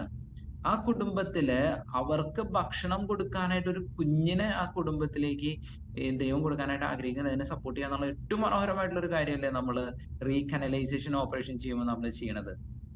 അവർക്ക് ഭക്ഷണം കൊടുക്കുക എന്നുള്ളതിനേക്കാളോ ഭക്ഷണം കണ്ടുപിടിക്കാനായിട്ടുള്ള ഒരു വേല കൊടുക്കുക എന്നുള്ളതിനേക്കാളോ മനോഹരമായിട്ടുള്ള ഒരു കാര്യമാണ് ആ കുടുംബത്തിലേക്ക് ഒരു കുഞ്ഞിനെ കൊടുക്കുക എന്നുള്ളത്. ആ കുഞ്ഞിനെ കൊടുക്കാനായിട്ട് അവരെ പ്രാപ്തരാക്കുക എന്നുള്ളത്, ദൈവത്തിൽ നിന്ന് ഒരു കുഞ്ഞിനെ കൂടി സ്വീകരിക്കാനായിട്ട് അവരെ പ്രാപ്തരാക്കുക. അപ്പൊ ഒരു കുഞ്ഞിനെ സ്വീകരിക്കുന്നതിൽ നിന്ന് അവരെ തടയുക എന്നുള്ളത് ഏറ്റവും വലിയ തിന്മയാണെന്ന് നമ്മൾ മനസ്സിലാക്കേണ്ടി വരും. അപ്പോ ദൈവം ഒരു കുടുംബത്തിലേക്ക് ഒരു കുഞ്ഞിനെ കൊടുക്കാനായിട്ട് ആഗ്രഹിക്കുമ്പോൾ ദൈവത്തിനെ നിസ്സഹായനാക്കുന്ന രീതിയിൽ അഹങ്കാരത്തിന്റെ പ്രവൃത്തിയാണ് പ്രസവം നിർത്തൽ. ഓക്കെ, ഞാൻ പറയും പ്രസവം നിർത്തൽ എന്നുള്ളത് മണ്ടത്തരമാണ്, പ്രസവം നിർത്തൽ എന്നുള്ളത് അഹങ്കാരമാണ്. അപ്പൊ ഈ പ്രസവം നിർത്തൽ എന്ന് പറയുന്ന പ്രവൃത്തി ദൈവത്തിന് എതിരായിട്ടുള്ള ഒരു പ്രവൃത്തിയാണെന്നുള്ളത് മനസ്സിലാക്കാനായിട്ട് നമ്മൾ ഒരുപാട് കഷ്ടപ്പെടേണ്ട ആവശ്യമില്ല എന്നാണ് എനിക്ക് തോന്നുന്നത്. ഓക്കെ, സോ അപ്പൊ ഞാൻ പറഞ്ഞു വന്നത് സ്റ്റെറിലൈസേഷൻ ആൻഡ് കോൺട്രസെപ്ഷൻ. ഈ കോൺട്രസെപ്ഷനിൽ നമ്മൾ എന്താണ് സംഭവിക്കുന്നത്? പലപ്പോഴും നമ്മൾ ചിന്തിക്കുന്നത് കോൺട്രാസെപ്ഷൻ, കൺസെപ്ഷൻ, ഗർഭധാരണത്തിന് എതിരായിട്ടുള്ള മരുന്നുകൾ, ഓവുലേഷൻ തടയപ്പെടുന്നു, അതിലിപ്പോ എന്താണ് കുഴപ്പമുള്ളത് എന്നൊക്കെ നമ്മൾ ചിന്തിച്ചേക്കാം. പക്ഷെ പലപ്പോഴും ഈ കൊടുക്കുന്ന ഹൈഡോസ് മെഡിസിൻസ്, അപ്പൊ എങ്ങനെയാണ് അതിനെ തടയുന്നത്? ഈസ്ട്രജൻ, പ്രൊജസ്ട്രോൺ എന്ന് പറയുന്ന 2 മെഡിസിൻസിന്റെ combination, high dose combined oral contraceptive pills, അത് ഓവുലേഷനെ പ്രിവെന്റ് ചെയ്യുന്നു എന്നാണ് പറയുന്നതെങ്കിലും 30% കേസിൽ ബ്രേക്ക് ത്രൂ ഓവുലേഷൻ നടക്കാം എന്ന് പറയുന്ന സ്റ്റഡീസ് ഉണ്ട്. അപ്പൊ എന്തുകൊണ്ടാണ് പിന്നെ പ്രഗ്നൻസി വരാത്തത്? അത് ഇംപ്ലാന്റേഷനെ തടയുന്നു, ഗർഭപാത്രത്തിന്റെ ഉള്ളിലെ കുഞ്ഞ് പേര് പിടിക്കുന്നതിനെ തടയുന്നു. ഇതാണ് പലപ്പോഴും സംഭവിക്കുന്നത്. അപ്പോ നമ്മള് കോൺട്രസെപ്ഷൻ ഉപയോഗിക്കുന്ന മറ്റൊരു സാധനം കോപ്പർ ടി. ടിപ്പിക്കലി ഇംപ്ലാന്റേഷനെ പ്രിവെന്റ് ചെയ്യുന്ന ഒരു സാധനമാണ് കോപ്പർ ടി. അപ്പൊ ഇതൊക്കെ പലപ്പോഴും എന്താണ്, ഈ അബോർഷൻ തന്നെയാണ് ചെയ്യുന്നത്. Contraception leads to abortion. കാരണം ഒരു കുഞ്ഞ് ഭാരമാണെന്നുള്ള ചിന്താഗതിയുടെ പ്രതിഫലനമാണ് ഈ ഗർഭനിരോധന മാർഗങ്ങളെല്ലാം. അപ്പൊ കുഞ്ഞുങ്ങൾ അനുഗ്രഹമാണ് എന്നുള്ള ചിന്തയിൽ നിന്ന് മാറിയിട്ട് കുഞ്ഞുങ്ങൾ ഭാരമാണ് എന്നുള്ള ഒരു ചിന്തയിലേക്ക് നമ്മളെ നയിക്കുന്ന രീതികളാണ് ഗർഭനിരോധന മാർഗങ്ങൾ. അപ്പൊ നമ്മൾ തിരിച്ചറിയണം, ഈ ജനസംഖ്യാ വിസ്ഫോടന സിദ്ധാന്തത്തെ പറ്റിയിട്ടൊക്കെ ഒരുപക്ഷെ കഴിഞ്ഞ ദിവസങ്ങളിൽ ഓൾറെഡി നമ്മൾ വിശദമായിട്ട് കേട്ടിട്ടുണ്ടാവും. ഇന്നിപ്പോ ആ കാലഘട്ടം മാറി. മനുഷ്യൻ ഇല്ല എന്നുള്ളതാണ് ഇന്നത്തെ കാലഘട്ടത്തിന്റെ ഏറ്റവും വലിയ പ്രശ്നം. കഴിഞ്ഞ ദിവസം ഞാൻ ഡോക്ടർ മാമന്റെ അടുത്ത് ഡിസ്കസ് ചെയ്യായിരുന്നു. ഇന്ന് കേരളത്തിലെ ടോട്ടൽ ഫെർട്ടിലിറ്റി റേറ്റ് എന്ന് പറയുന്നത് റീപ്ലേസ്മെന്റ് ഇൻഡെക്സിനേക്കാൾ താഴേക്ക് പോയി. 2.1 വേണ്ടിടത്ത് കേരളത്തിലെ TFR ലേറ്റസ്റ്റ് സ്റ്റാറ്റിസ്റ്റിക്സ് അനുസരിച്ചിട്ട് ടോട്ടൽ ഫെർട്ടിലിറ്റി റേറ്റ്, ഒരു കുടുംബത്തിൽ ജനിക്കുന്ന കുഞ്ഞുങ്ങളുടെ എണ്ണം 1.45 ഉള്ളൂ. 1.45 1.45 ഉള്ള യൂറോപ്യൻ രാജ്യങ്ങള് അവിടുത്തെ കുടുംബങ്ങളിൽ കുഞ്ഞുങ്ങളുടെ എണ്ണം കൂട്ടാൻ വേണ്ടിയിട്ട് ഒരുപാട് ആനുകൂല്യങ്ങളും കാര്യങ്ങളൊക്കെ ചെയ്തുകൊണ്ടിരിക്കണത്. ഹംഗറി എന്ന് പറയുന്ന ഒരു രാജ്യം 1.35 എന്ന് പറയുന്ന ടോട്ടൽ ഫെർട്ടിലിറ്റി റേറ്റ് എത്തി കഴിഞ്ഞപ്പോൾ അവർ ചെയ്തത് എന്താണെന്ന് അറിയോ? അവിടുത്തെ സ്ത്രീകൾക്ക് 4 അതിൽ കൂടുതലോ കുഞ്ഞുങ്ങളുള്ള സ്ത്രീകൾക്ക് ഇൻകം ടാക്സ് കൊടുക്കണ്ട എന്ന് അവിടുത്തെ ഗവൺമെന്റ് ഒരു തീരുമാനം എടുത്തു. നമ്മളൊക്കെ കൊടുക്കുന്ന പേഴ്സണൽ ഇൻകം ടാക്സ് എന്ന് പറയുന്ന കാര്യം 4 അതിൽ കൂടുതലോ കുഞ്ഞുങ്ങളുള്ളവർക്ക് കൊടുക്കണ്ട. ഈ സ്ത്രീ ശാക്തീകരണം എന്ന് പ്രസംഗിക്കുന്ന ആൾക്കാരൊന്നും എന്തുകൊണ്ട് ഇത്തരം തീരുമാനങ്ങളെ അങ്ങനെ കാര്യങ്ങൾ പറയുന്നു പോലും ഇല്ലല്ലോ? എന്താണ് കാരണം? 4 അതിൽ കൂടുതലോ കുഞ്ഞുങ്ങളുള്ള കുടുംബങ്ങളിലെ സ്ത്രീകൾക്ക് അത്തരം സ്ത്രീകൾക്ക് ഇൻകം ടാക്സ് കൊടുക്കേണ്ട എന്ന് പറയുമ്പോൾ ഭർത്താക്കന്മാർ പോലും അവരുടെ പകുതി ഇൻകം ഭാര്യയുടെ പേരിൽ കാണിച്ച് ഇൻകം ടാക്സിൽ നിന്ന് ഒഴിവാകും. നാച്ചുറലി അവരുടെ പേരിൽ ഇൻകം വരട്ടെന്നേ. ഭാര്യമാരുടെ പേരിൽ ഇൻകം വന്നു കഴിഞ്ഞാൽ നല്ല കാര്യല്ലേ? അതല്ലേ യഥാർത്ഥത്തിൽ ഈ പറയുന്ന വുമൺ എംപവർമെന്റ് എന്നൊക്കെ പറയുന്നത്. അത് മാത്രമല്ല, ഈ ഹംഗറി എന്ന് പറയുന്ന രാജ്യത്ത് സംഭവിച്ചത് 1.35 എന്ന് പറയുന്ന ടോട്ടൽ ഫെർട്ടിലിറ്റി റേറ്റിൽ നിന്ന് അത് 1.61 വർദ്ധിച്ചു over A period of 15 years. 15 വർഷം കൊണ്ട് ആ സമൂഹത്തിൽ കൂടുതൽ കുഞ്ഞുങ്ങൾ ജനിക്കാൻ തുടങ്ങി. അപ്പൊ കുഞ്ഞുങ്ങൾ ഉണ്ടാകുന്നത് ഭാരമാണെന്നുള്ളതിൽ നിന്ന് മാറിയിട്ട് എക്കണോമിക് ടേംസ്, മണി ടേംസിൽ പോലും ഒരു കുഞ്ഞു കൂടി ഉണ്ടായി കഴിഞ്ഞാൽ അത് ആ സമൂഹത്തിന്, ആ കുടുംബത്തിന് അനുഗ്രഹമാണെന്ന് അവർ തിരിച്ചറിഞ്ഞു കഴിഞ്ഞപ്പോൾ ദേ സ്റ്റാർട്ടഡ് റിസീവിങ് ചിൽഡ്രൻ. അത് പതുക്കെ അങ്ങനെ ഒരു കൾച്ചറായിട്ട് മാറണം. കുഞ്ഞുങ്ങൾ എന്നുള്ളത് എന്റെ കുടുംബത്തിനും എന്റെ ആരോഗ്യത്തിനും എന്റെ സമൂഹത്തിനും ഒരു അനുഗ്രഹമാണ്. അപ്പൊ നമ്മുടെ സമൂഹം ഇന്ന് ഫേസ് ചെയ്യുന്ന ഒരു ക്രൈസിസ് ആണത്. കേരളത്തിലെ കമ്മ്യൂണിറ്റി ഫേസ് ചെയ്യുന്ന ഒരു ക്രൈസിസ് ആണ്. ഓരോ വർഷവും ഇവിടെ ജനിക്കുന്ന കുഞ്ഞുങ്ങളുടെ എണ്ണം കുറഞ്ഞു വരുന്നത്. 1997, ഞാൻ ആ വർഷത്തിന് ഓർക്കാൻ കാരണം എന്റെ 10ാം ക്ലാസ് കഴിഞ്ഞ വർഷമാണ് 97 SSLC പരീക്ഷ എഴുതിയ വർഷം. ആ വർഷം കേരളത്തിൽ ഒരു വർഷം ജനിച്ച കുഞ്ഞുങ്ങളുടെ എണ്ണം 6.04 ലക്ഷമായിരുന്നു. കഴിഞ്ഞ വർഷം കേരളത്തിൽ ജനിച്ചത് 4.5 ലക്ഷത്തിൽ താഴെ കുഞ്ഞുങ്ങളാണ്. അപ്പോ more than 30% or 25% reduction in the number of children that are being born. കേരളത്തിൽ ജനിക്കുന്ന കുഞ്ഞുങ്ങളുടെ എണ്ണം കുറഞ്ഞു വരുന്നു. അപ്പൊ ജനസംഖ്യാ നയം, നാഷണൽ പോപ്പുലേഷൻ പോളിസി പോലും പറയുന്നത് പോപ്പുലേഷൻ സ്റ്റെബിലൈസേഷൻ ഓർ ഈ TFR ഷുഡ് ബി 2.1.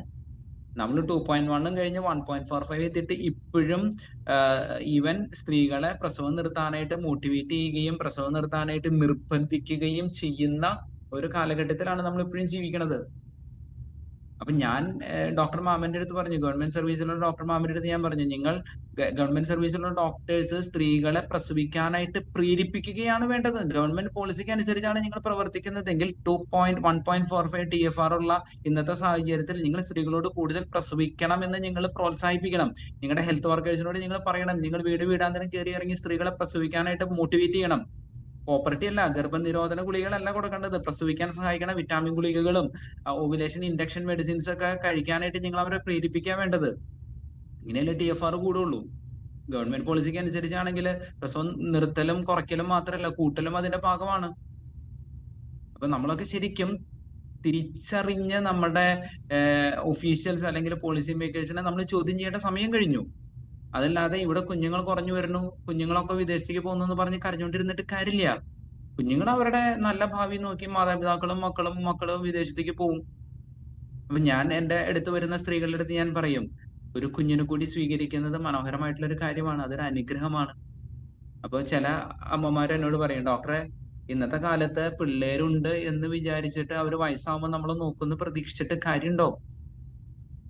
അപ്പൊ ഞാൻ അവരോട് തിരിച്ചു ചോദിക്കാറുള്ള ചോദ്യം ഇതാണ്, പിന്നെ വയസ്സാവുമ്പോ നിങ്ങളെ ആര് നോക്കുന്നു പ്രതീക്ഷിച്ചിട്ടാ കാത്തിരിക്കണേ? വല്ല ബംഗാളികളെ കിട്ടുന്നു വിചാരിച്ചിട്ടാണോ? അങ്ങനെ ബംഗാളികൾ കിട്ടുന്നു പ്രതീക്ഷിച്ചിട്ടാണ് നിങ്ങൾ കാത്തിരിക്കുന്നതെങ്കിൽ നിങ്ങൾ ഒരു കാര്യം ചെയ്തോളൂ. എല്ലാ ദിവസവും കൊന്ത കഴിയുമ്പോൾ അവർക്ക് വേണ്ടി കൂടി ഒന്ന് പ്രാർത്ഥിച്ചോളൂ. അല്ലെ, മക്കൾക്ക് വേണ്ടി മാതാപിതാക്കളെ പ്രാർത്ഥിക്കുന്നതിന്റെ ഒപ്പം നിങ്ങൾ ബംഗാളിക്ക് കൂടി വേണ്ടി പ്രാർത്ഥിച്ചോ. ദൈവമേ, വയസ്സാവുമ്പോൾ എന്നെ നോക്കാൻ നല്ല ബംഗാളിനെ തരണേ എന്ന് തമ്പുരാനോട് പ്രാർത്ഥിച്ചു തുടങ്ങിക്കോ. ഇപ്പൊ തന്നെ മുട്ടുമ്പൊന്ന് പ്രാർത്ഥിച്ചു തുടങ്ങിക്കോ. കാരണം പറയാൻ പറ്റില്ല, വയസ്സാവുമ്പോൾ നല്ല ബംഗാളിനെ കിട്ടൂലെന്നും അറിയില്ലല്ലോ.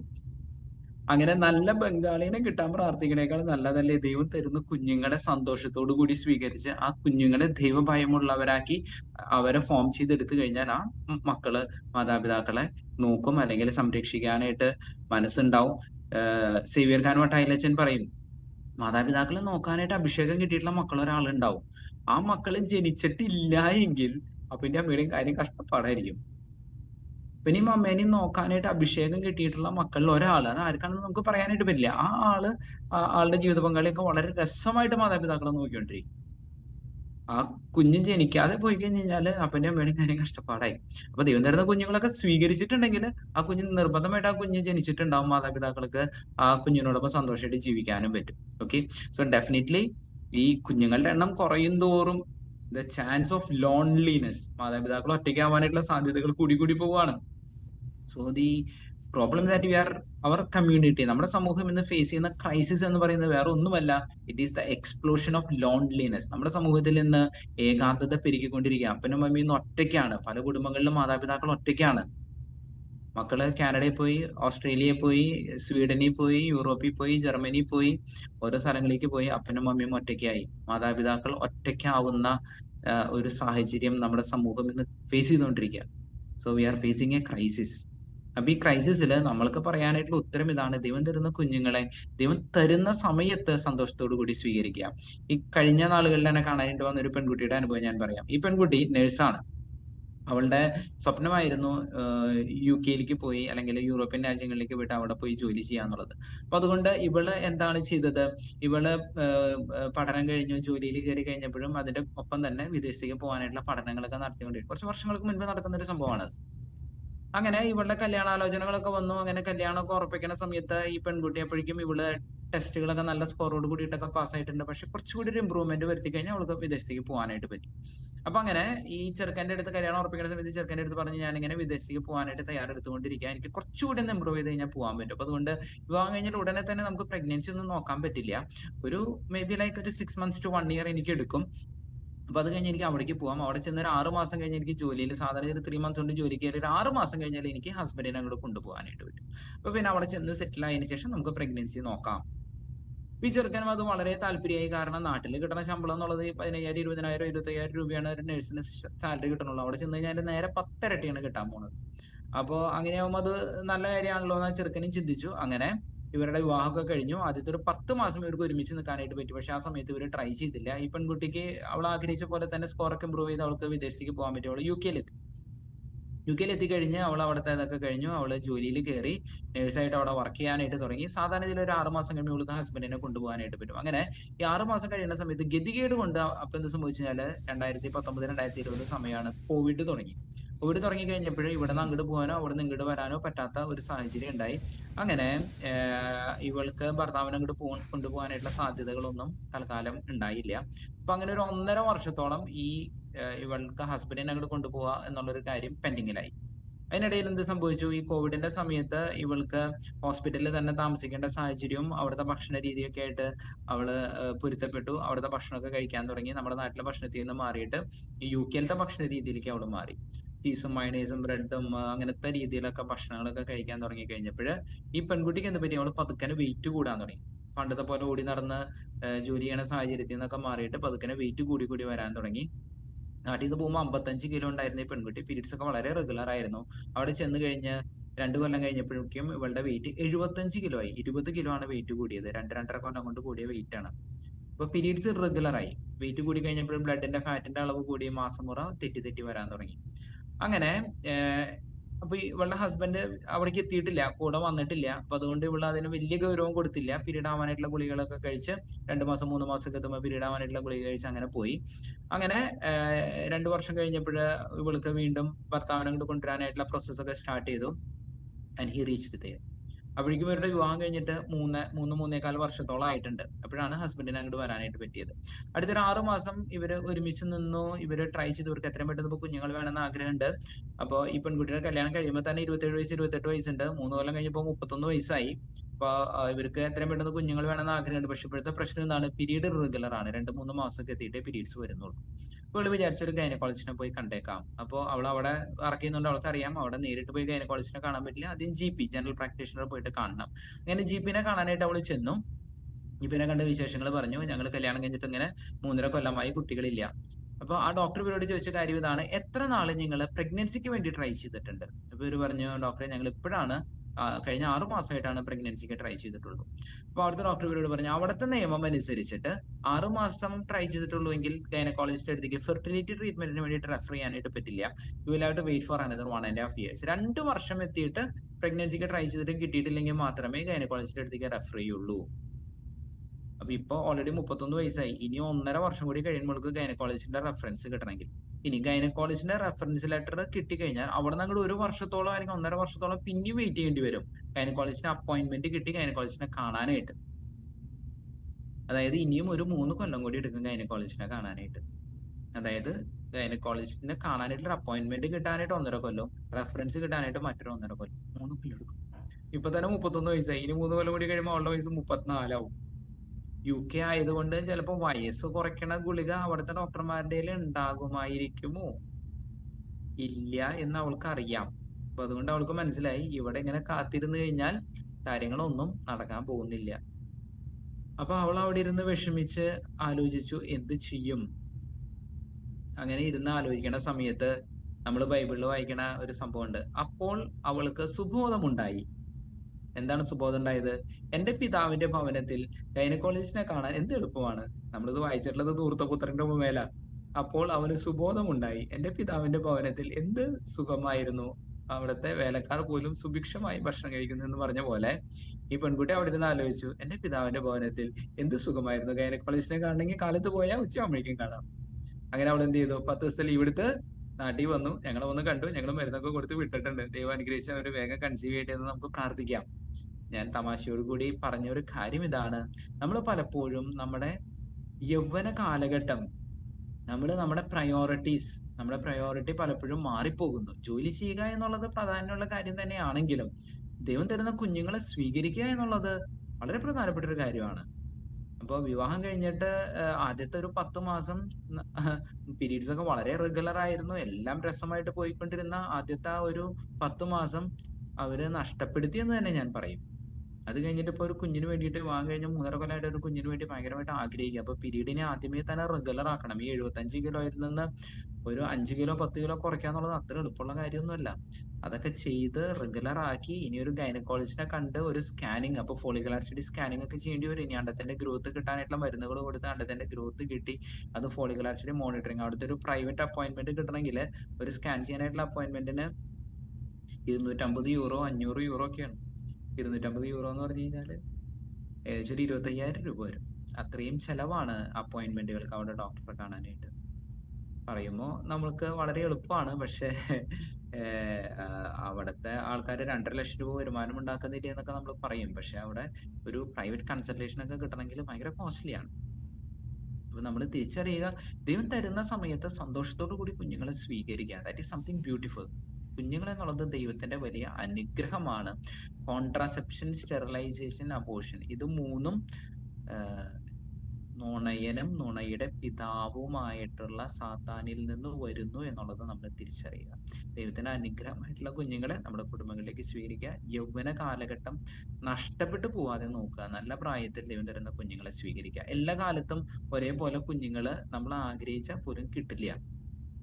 അപ്പോ 20 വയസ്സ് 25 വയസ്സ് 30 വയസ്സ് പ്രായത്തിലൊക്കെ പ്രഗ്നൻസി കിട്ടാനായിട്ട് കുറെ കൂടി എളുപ്പമാണ്. നമ്മൾ പറയും ovarian reserve is at its peak. ഒരു മാസത്തിൽ തന്നെ പ്രഗ്നൻസിക്ക് ട്രൈ ചെയ്താൽ കിട്ടാനായിട്ട് 15% ചാൻസ് ഉണ്ട്.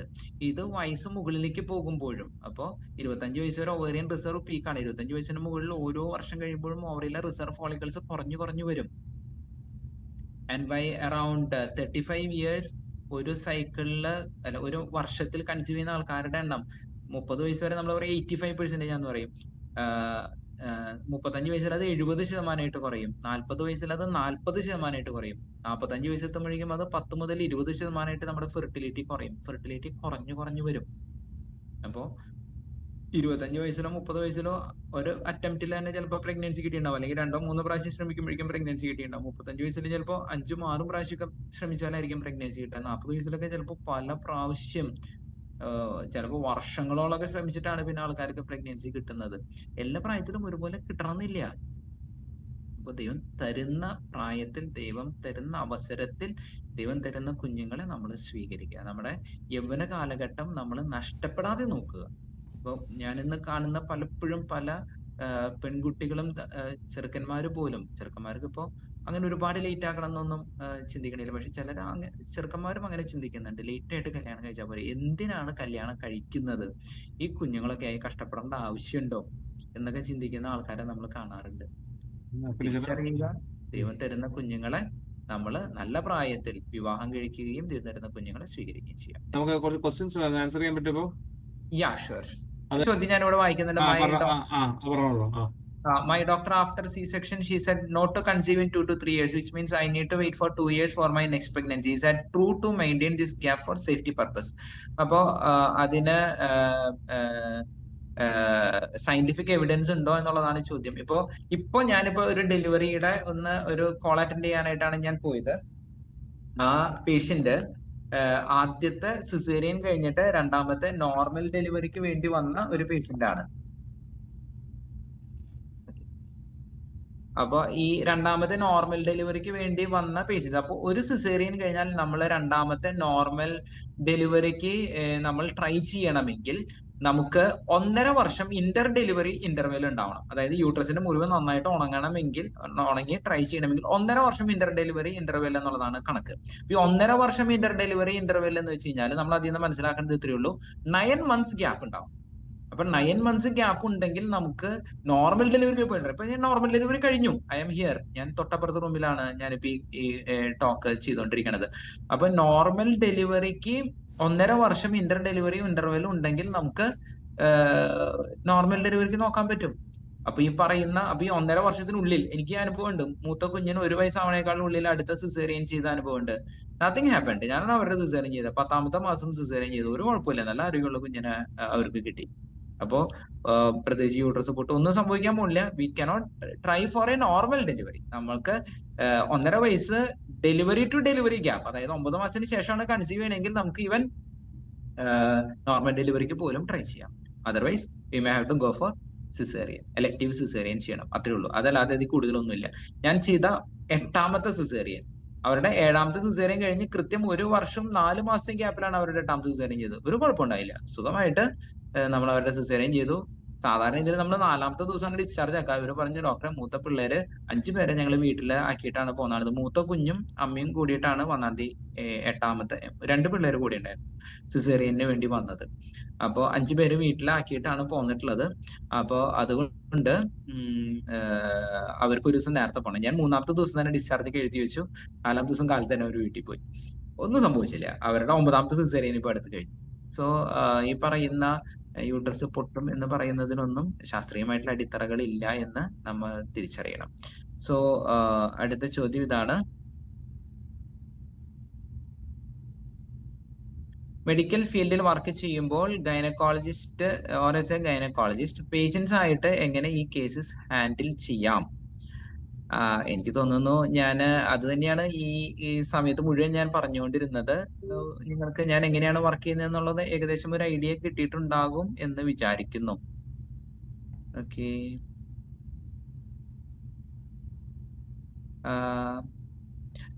what should be the age gap between child if we want more children without contraceptive? How can we have more healthy children considering child and mother's health?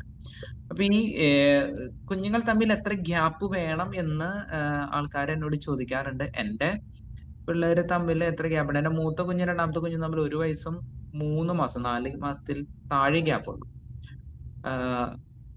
ആ initial സ്റ്റേജില് ഇപ്പൊ ഞാൻ 2ാമത് pregnant ആണ് എന്ന് എന്റെ വീട്ടിൽ പറഞ്ഞപ്പോഴ്, മൂത്ത കുഞ്ഞിന് 8 മാസമുള്ള സമയത്താണ് നമ്മൾ 2ാമത് ഗർഭിണിയാണെന്നുള്ള വിശേഷം തിരിച്ചറിയുന്നത് ഞാൻ എന്റെ വീട്ടിൽ പറയണത്. എന്റെ വീട്ടിലെ പപ്പയുടെ അടുത്ത് പറഞ്ഞപ്പോഴ് എന്റെ പാരന്റ്സ് പപ്പ എന്നോട് പറഞ്ഞ മറുപടി ഇതാണ്, മോനെ ഞങ്ങൾക്ക് ആരോഗ്യമുള്ള സമയത്ത് നിനക്ക് പിള്ളേരുണ്ടായി ഞങ്ങളെ കൊണ്ട് പറ്റണ പോലെ ഞങ്ങൾക്ക് ഹെൽപ്പ് ചെയ്യാനായിട്ട് പറ്റും, ഞങ്ങളെ കൊണ്ട് പറ്റണ പോലെ ഞങ്ങൾക്ക് നിന്നെ ഹെൽപ്പ് ചെയ്യാൻ പറ്റും. അതായത് നമ്മൾ കൂടുതൽ ഗ്യാപ്പൊക്കെ ഇട്ട് നമ്മുടെ വയസ്സ് മുകളിൽ പോവും, നമ്മുടെ പാരന്റ്സിന്റെ വയസ്സ് മുകളിൽ പോവും, നമ്മുടെ പാരന്റ്സിന്റെ ഭാഗത്ത് നിന്ന് നമുക്ക് കിട്ടുന്ന സപ്പോർട്ടും കുറയും. അപ്പോ നമ്മുടെ മക്കളെ നോക്കാനായിട്ട് നമ്മുടെ മാതാപിതാക്കളുടെ ഒരു സപ്പോർട്ടൊക്കെ നമുക്ക് വേണമെന്ന് ആഗ്രഹം ഉണ്ടെങ്കിൽ ഒരുപാട് ലേറ്റ് ഒക്കെ ആയി കഴിഞ്ഞാൽ നമ്മൾക്ക് അവരുടെ ഭാഗത്തു നിന്നുള്ള സപ്പോർട്ടും കുറയും. നമ്മൾക്കായാലും നമ്മുടെ വയസ്സ് മുകളിലേക്ക് പോകും. ഗ്യാപ്പ് കൂടുകയും വയസ്സ് കുറയ്ക്കുകയും ചെയ്യുന്ന ടെക്നിക്ക് ഞാൻ ഇതുവരെ പഠിച്ചിട്ടില്ല. അതായത് പിള്ളേർ തമ്മിലുള്ള വയസ്സ് ഗ്യാപ്പ് കൂടും വേണം, അതേസമയം നമ്മുടെ വയസ്സ് കുറയും വേണം. അങ്ങനത്തെ ടെക്നിക്ക് എനിക്കറിയില്ല. ഇതാരെങ്കിലും കണ്ടുപിടിച്ചാൽ എനിക്കൊന്ന് പറഞ്ഞത്. അപ്പൊ അങ്ങനത്തെ ടെക്നിക്കുകൾ തൽക്കാലം അവൈലബിൾ അല്ലാത്തത് കൊണ്ട് നമുക്ക് നമ്മുടെ നല്ല പ്രായത്തിൽ കുഞ്ഞുങ്ങൾക്ക് വേണ്ടി ആഗ്രഹിക്കുകയും പ്രാർത്ഥിക്കുകയും ശ്രമിക്കുകയും ചെയ്യുക എന്നുള്ളത് തന്നെയാണ് നല്ലത്. ഞാൻ ഓർഡർ വായിക്കാവേ. ഓക്കെ, അടുത്തത് പറയുമ്പോൾ I have done sterilization but I cannot do recanalization without my husband's consent. How can I handle it? Husband റീകാനലൈസേഷന് വില്ലിങ് ആവുന്നില്ല, വൈഫിന് റീകാനലൈസേഷൻ ചെയ്യണമെന്ന് ആഗ്രഹമുണ്ട്.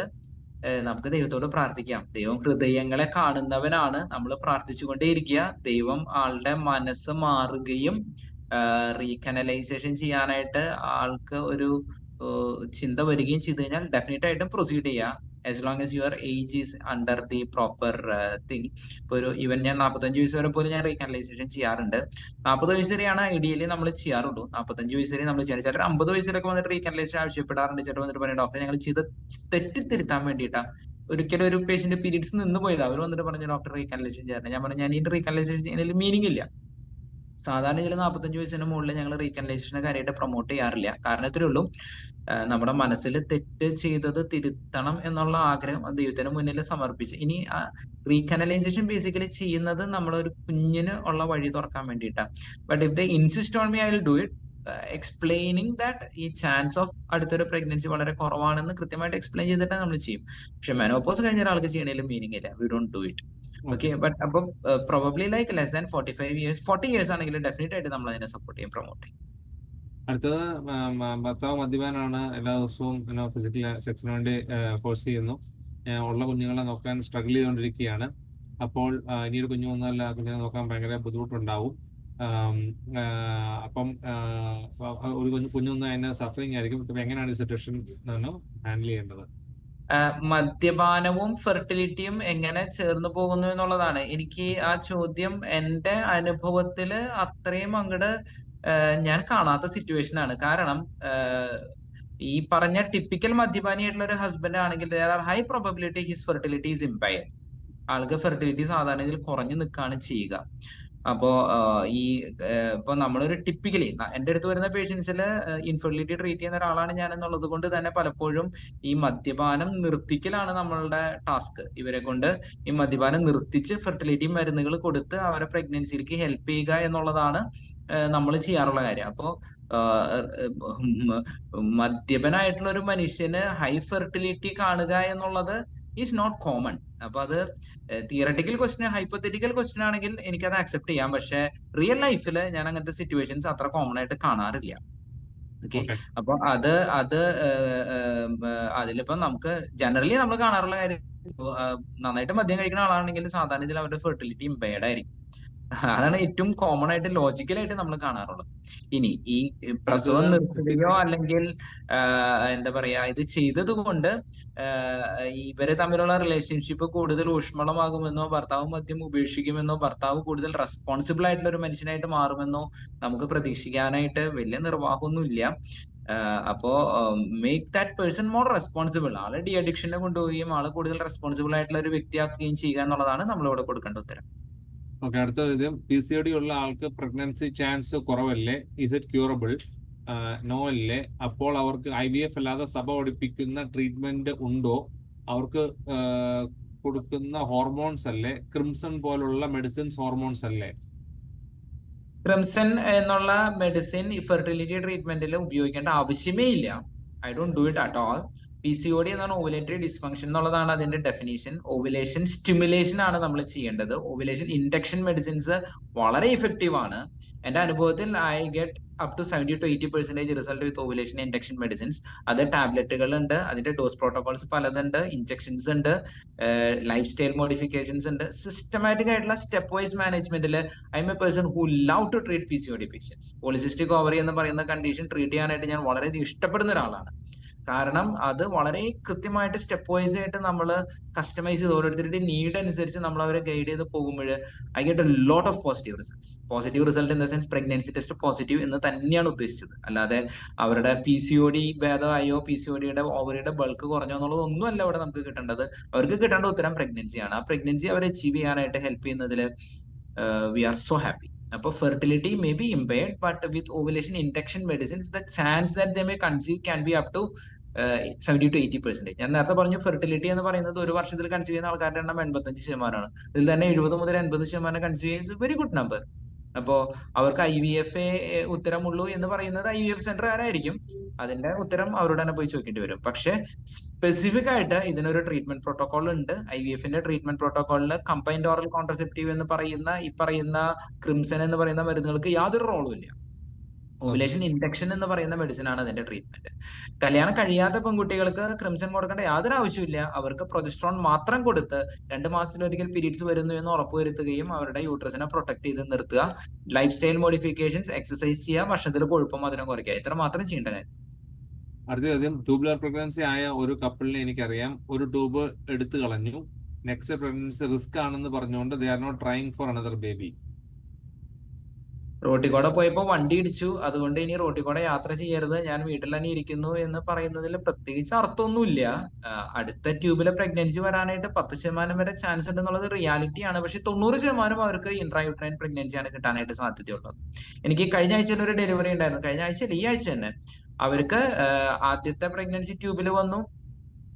അതിനുശേഷം അവർക്ക് ഇതുപോലെ തന്നെ ട്രൈ ചെയ്തിട്ട് കുറെ നാളായിട്ട് കിട്ടണില്ല. അതിനുശേഷം നമ്മുടെ അടുത്ത് വന്ന് ട്രീറ്റ്മെന്റ് എടുത്തു. അവർ വീണ്ടും പ്രഗ്നന്റ് ആയി. നിർഭാഗ്യവശാൽ അത് അപ്പുറത്തെ ട്യൂബിലായി പോയി.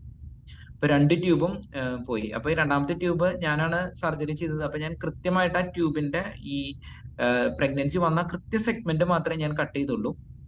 അതിനുശേഷം ഞാൻ അവരുടെ 3 മാസം കഴിഞ്ഞിട്ട് ഞാൻ അവരുടെ ട്യൂബ് കൂട്ടി തന്നെ ഓപ്പറേഷൻ ചെയ്തു. ചാനലൊക്കെ ക്ലിയർ ആക്കി, റീകാനലൈസേഷൻ ഓപ്പറേഷൻ ചെയ്യുന്ന പോലെ ട്യൂബൽ റീകൺസ്ട്രക്ഷൻ സർജറി ചെയ്തു. And later they conceived. By the grace of God അവർക്ക് ഒരു ഇൻട്രായൂട്രൈൻ പ്രഗ്നൻസി തന്നെ കിട്ടി. കഴിഞ്ഞ ദിവസങ്ങളിൽ അവർ അവരുടെ കുഞ്ഞിനെ പ്രസവിച്ചു. തിങ്കളാഴ്ചയായിരുന്നു അവരുടെ ഡെലിവറി.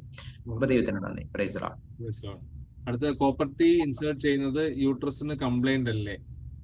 കോപ്പർ ടീ ഇൻസെർട്ട് ചെയ്യുന്നത് can cause PID, pelvic inflammatory disease, infection ഉണ്ടാക്കാനായിട്ട് 10% വരെ ചാൻസ് ഉണ്ട്. PID വന്നു കഴിഞ്ഞാൽ ട്യൂബിൽ ബ്ലോക്ക് വരെ വരാനും സാധ്യതകളുണ്ട്. സി സെക്ഷൻ സ്റ്റിച്ച് ഒക്കെ ഇടുന്നത് അല്ലേ? സോ ഫസ്റ്റ് സിസേറിയൻ കഴിഞ്ഞ് 2, 2nd, 3rd, 4th ഒക്കെ അങ്ങനെ ആകുമ്പോ കട്ട് ആൻഡ് സ്റ്റിച്ച് ഇഷ്യൂ ആകില്ലേ for mother? Like the baby ഉണ്ടായി എന്ന് വെക്കുക, ആ പ്രാവശ്യം സ്റ്റിച്ച് ഇടാനും എങ്കിൽ അമ്മയ്ക്ക് റിസ്ക് അല്ലേ? സിസേറിയന് നമ്മൾ ഇടുന്ന സ്റ്റിച്ച് എന്ന് പറയുന്നത് യൂട്രസും ഇടുന്ന സ്റ്റിച്ച് അലിഞ്ഞു പോണ സ്റ്റിച്ചാണ്. Uterus remodelling. അപ്പൊ നമ്മൾ കൃത്യമായിട്ട് എഡ്ജ് ടു എഡ്ജ് എന്ന് പറയുന്ന ടെക്നിക്ക് അനുസരിച്ചിട്ട് കൃത്യമായിട്ട് നമ്മൾ അത് ചെയ്തിട്ടുണ്ടെങ്കിൽ, പണ്ട് കാലത്ത് നിന്നൊക്കെ മാറ്റങ്ങൾ വന്നു. ഇപ്പൊ ഞാൻ പഠിക്കുന്ന കാലത്ത് നിന്ന് പോലും ഇന്നിപ്പോ പുതിയ സ്യൂച്ചർ മെറ്റീരിയൽ, ഇൻഫെക്ഷൻ ഒന്നും ഇല്ലാതെ യൂട്രസിന് ഏറ്റവും നന്നായിട്ട് അബ്സോർബ് ചെയ്തു പോകുന്ന നല്ല സ്യൂച്ചർ മെറ്റീരിയലാണ് നമ്മൾ ഉപയോഗിക്കുന്നത്. അപ്പൊ അതുകൊണ്ട് തന്നെ ഇപ്പൊ നമ്മൾ 9ാമത്തെ സിസേറിയൻ പോലും ചെയ്യുന്നു. ഇപ്പൊ ഞാൻ 9ാമത്തെ സിസേറിയൻ ചെയ്യുന്നു പറഞ്ഞിട്ട് കഴിഞ്ഞ ദിവസം ഒരാൾ എന്നെ പരിചയപ്പെടുത്തി ഞാൻ വേൾഡ് റെക്കോർഡ് ഹോൾഡർ ആണെന്നൊക്കെ പരിചയപ്പെടുത്തി. ഞാൻ ഒരു വേൾഡ് റെക്കോർഡ് ഹോൾഡ് ചെയ്യുന്നില്ല. കാരണം ഏറ്റവും കൂടുതൽ സിസേറിയൻ ചെയ്താക്കണം എന്നുള്ളത് 12 ആണ്. അത് 1 അല്ല 2 ഉണ്ട്. 2 പേര് 12 സിസേറിയൻ കഴിഞ്ഞതിന്റെ റെക്കോർഡ് ഹോൾഡ് ചെയ്യുന്നുണ്ട്. അപ്പോ അത്രയും സിസേറിയൻ നമ്മുടെ ഇവിടെ മാത്രമല്ല പുറം രാജ്യങ്ങളിലും നടക്കുന്നുണ്ട് എന്നുള്ളത് ഒരു യാഥാർത്ഥ്യമാണ്. അപ്പൊ അങ്ങനെ ഇരിക്കലേ നമ്മളിവിടെ 2 സിസേറിയൻ കഴിഞ്ഞാൽ യൂട്രസ് പൊട്ടും എന്നൊക്കെ പറയുന്നതിലൊന്നും സയന്റിഫിക് എവിഡൻസ് ഇല്ല. Evidence does not support. യാഥാർത്ഥ്യം സപ്പോർട്ട് ചെയ്യുന്നില്ല. കാരണം നമ്മളിവിടെ നമ്മുടെ ഈ ഒരു സാധാരണ നാട്ടിൻപുറത്തെ ഒരു ആശുപത്രിയിൽ നമുക്ക് അവൈലബിൾ ആയിട്ടുള്ള സാഹചര്യങ്ങൾ ഉപയോഗിച്ച് വളരെ സുരക്ഷിതമായിട്ട് ഇത്രയും സിസേറിയനുകൾ നമ്മൾ ചെയ്യുന്നു. അമ്മയുടെ ഹെൽത്തിന് യാതൊരു റിസ്കും ഇല്ല. ഡെലിവറി കഴിഞ്ഞ് 3ാമത്തെ 4ാമത്തെ ദിവസം അവർ കുഞ്ഞാനും കൊണ്ട് സുഖമായിട്ട് വീട്ടിൽ പോകുന്നുണ്ട്. അപ്പോ ഈ പറയുന്ന propaganda is different and reality is different. അപ്പൊ അത് 4ാമത്തെ സിസേറിയൻ ചെയ്യുന്നത് അമ്മയുടെ ഹെൽത്തിന് പ്രത്യേകിച്ച് കൂടുതൽ റിസ്ക് ഒന്നും ഉണ്ടാക്കുന്നതായിട്ട് എന്റെ അനുഭവത്തിലില്ല. കാരണം I have done more than 100 cases of 4th or above caesareans.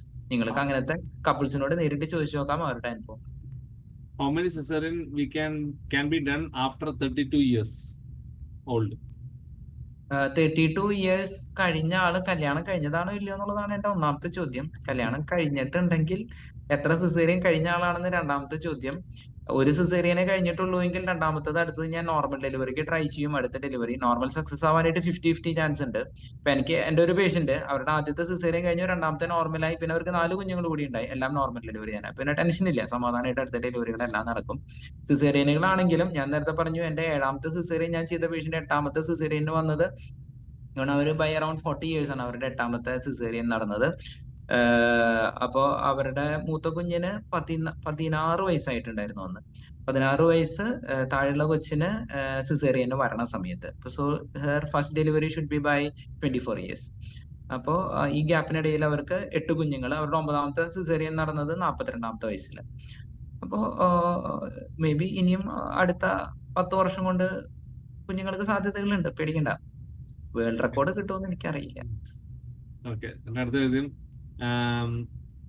ഞാൻ റുമാറ്റോയിഡ് ആർത്രൈറ്റിസ് ട്രീറ്റ്മെന്റ് എടുക്കുന്നുണ്ട്. So Okay. പ്രഗ്നൻസി സ്ട്രിക്റ്റ് ആയി ഡോക്ടർ റെസ്ട്രിക്ട് ചെയ്തിട്ടുണ്ട്. എന്റെ മെഡിസിൻസ് ഫീറ്റൽ ടോക്സിക് ആണ്. സ്ട്രിക്റ്റ് ആയ കോൺട്രാസെപ്റ്റീവ് മെഷേഴ്സ് എടുക്കാൻ പറഞ്ഞിട്ടുണ്ട്.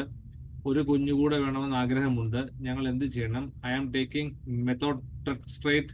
Yes. Medicine is transplacental and fetal toxic. Certolizumab injection every 15 days. അതുകൊണ്ട് പ്രഗ്നൻസി പാടില്ല എന്നാണ് പറഞ്ഞിട്ടുണ്ട്. ശരി.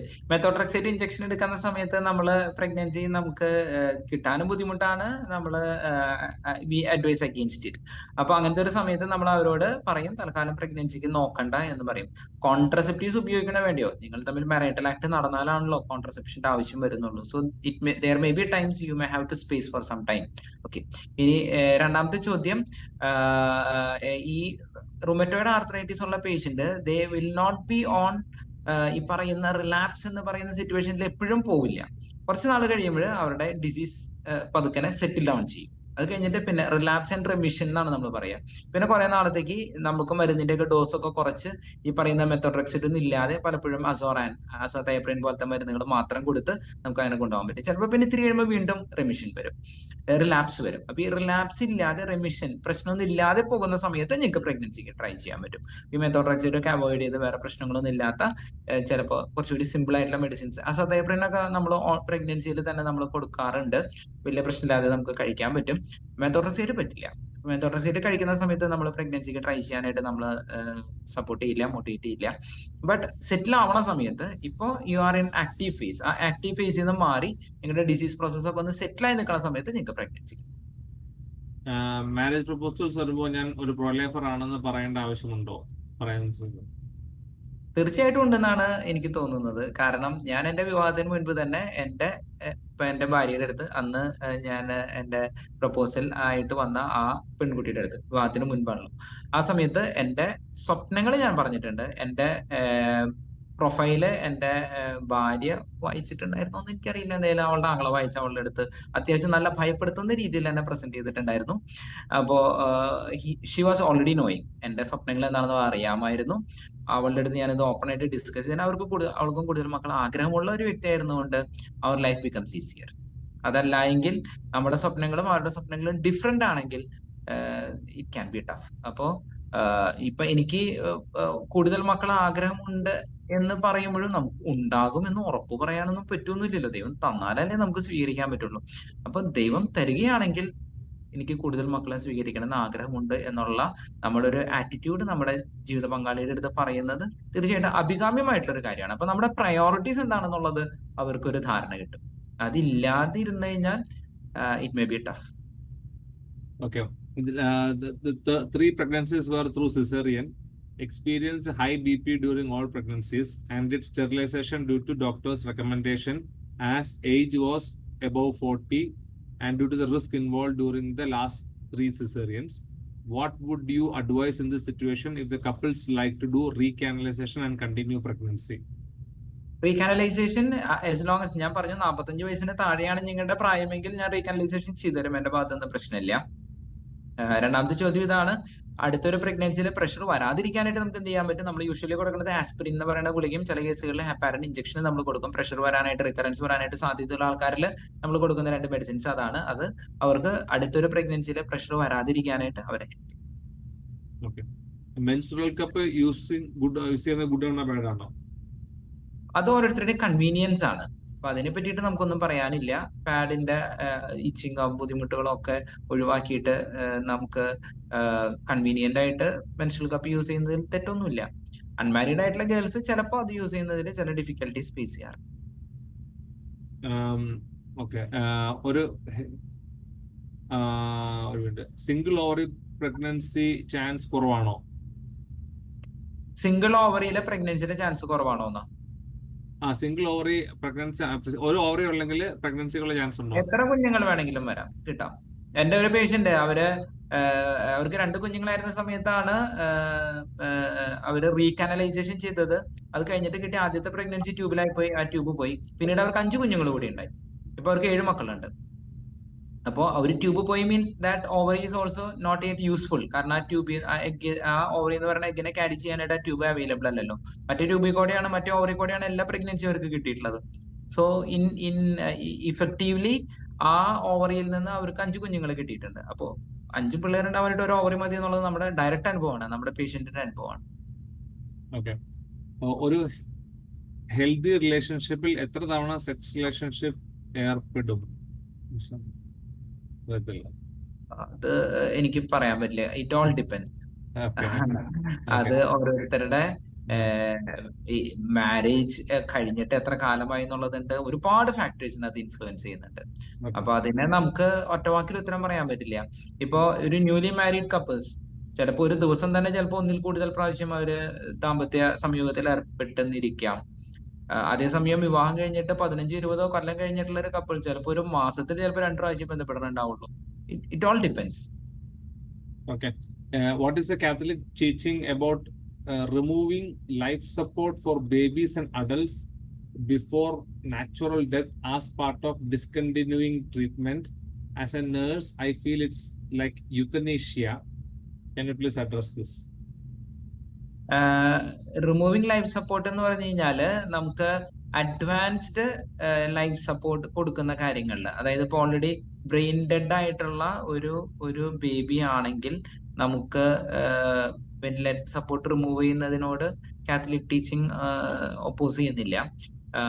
അപ്പോ അവിടെ ഈ ബ്രെയിൻ വേവ്സ് ഓൾറെഡി ഗോൺ, ഹാർട്ടിന്റെ വേവ്സ് മാത്രമാണ് ഈ ലങ്സിൽ നിന്നുള്ള ഓക്സിജനേഷൻ കാരണം ഹാർട്ട് വേവ്സ് നിൽക്കുന്നു.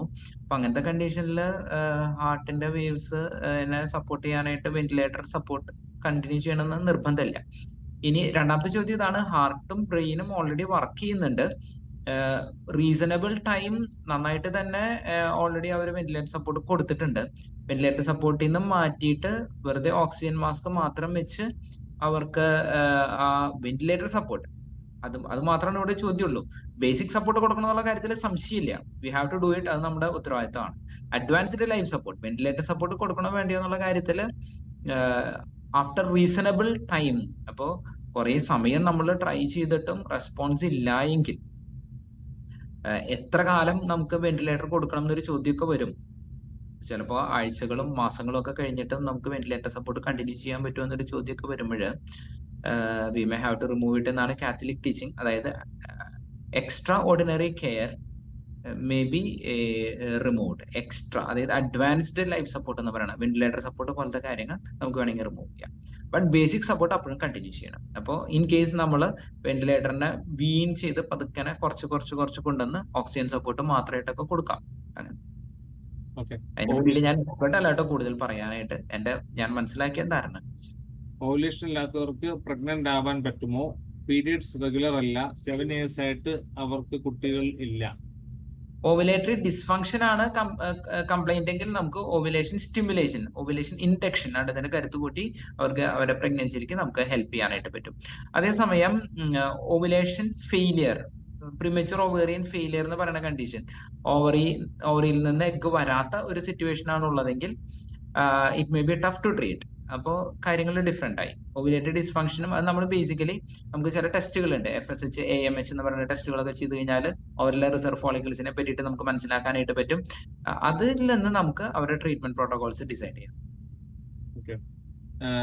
Is 35 above high risk pregnancy? 35 എത്തിയിട്ട് ആൾക്കാർ കല്യാണം കഴിക്കണ കാര്യം ആലോചിച്ച് തുടങ്ങിയിട്ടുള്ള ആൾക്കാർ തന്നെ കുറെ പേരുണ്ട്. അപ്പൊ 35 വയസ്സൊന്നും ഒരു പ്രശ്നമുള്ള പ്രായമല്ല. You can definitely try for pregnancy. Okay. Ankylosing spondylitis affected partner. Any problems? Ankylosing spondylitis എന്ന് വെച്ചാൽ ബേസിക്കലി ഒരു ജോയിന്റ് പ്രോബ്ലം ആണ്. അത് അവർക്ക് വേറെ പ്രത്യേകിച്ച് പ്രശ്നങ്ങളൊന്നും ഇല്ലായെങ്കിൽ വലിയ ബുദ്ധിമുട്ടൊന്നും ഉണ്ടാവേണ്ട കാര്യമില്ല. ഒരു ഓട്ടോ ഇമ്മ്യൂൺ എന്ന് പറയുന്ന ഗ്രൂപ്പിൽപ്പെട്ട ഒരു അസുഖമായിട്ടാണ് ഞാൻ അതിനെ മനസ്സിലാക്കണത്. അപ്പൊ അത് പെൺകുട്ടികളാണെങ്കിൽ അവർ പ്രഗ്നൻസി ക്യാരി ചെയ്യുന്ന സമയത്ത് പൊതുവെ ഈ rheumatoid arthritis or auto immune ഡിസീസസിലൊന്നും പ്രഗ്നൻസി ടൈമിൽ ഒരു ഇമ്മ്യൂണോ സപ്രസന്റ് ആയിട്ടുള്ള ഒരു കണ്ടീഷൻ ആയതുകൊണ്ട് കണ്ടീഷൻ വേഴ്സ് ആവില്ല. ദേ ബിക്കം സ്ലൈറ്റ്ലി ബെറ്റർ. പ്രഗ്നൻസി ടൈമിൽ അവർ കുറച്ചുകൂടി ബെറ്റർ ആവുക ചെയ്യുക. അപ്പൊ അതുകൊണ്ട് വലിയ പ്രശ്നങ്ങളൊന്നും വരേണ്ട കാര്യമില്ല. കണ്ടീഷൻ അതിൽ തന്നെ വേഴ്സൺ ആവേണ്ട ആവശ്യമൊന്നുമില്ല. ദേ become slightly better. Husband did an angioplasty and thereafter some medicines are taking after that. If we want to conceive another baby, any health issues will be there for the baby? Angioplasty അല്ലേ പറഞ്ഞേ? അതെ.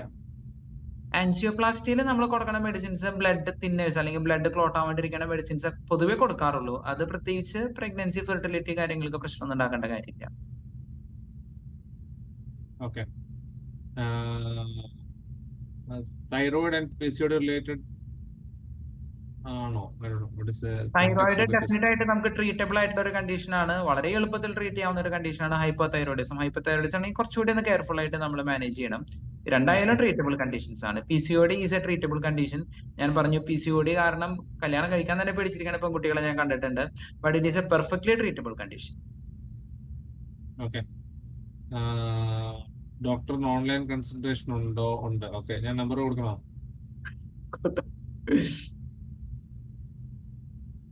ഇല്ല, online booking കൊടുക്കണമെന്ന്.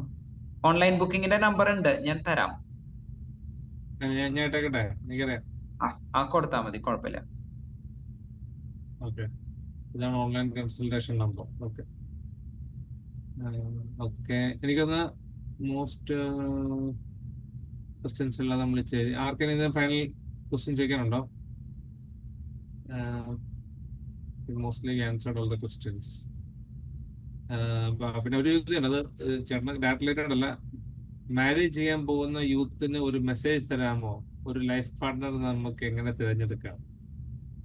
തമ്പുരാനോട് പ്രാർത്ഥിക്കുക, തമ്പുരാൻ നമ്മളെ guide ചെയ്യും. ഞാൻ എൻ്റെ ഇതൊരു അറേഞ്ച്ഡ് മാരേജ് ആയിരുന്നുകൊണ്ട് നിങ്ങൾ പറയുന്ന അതേ വഴിക്ക് ഞാൻ നടന്നിട്ടുണ്ട്.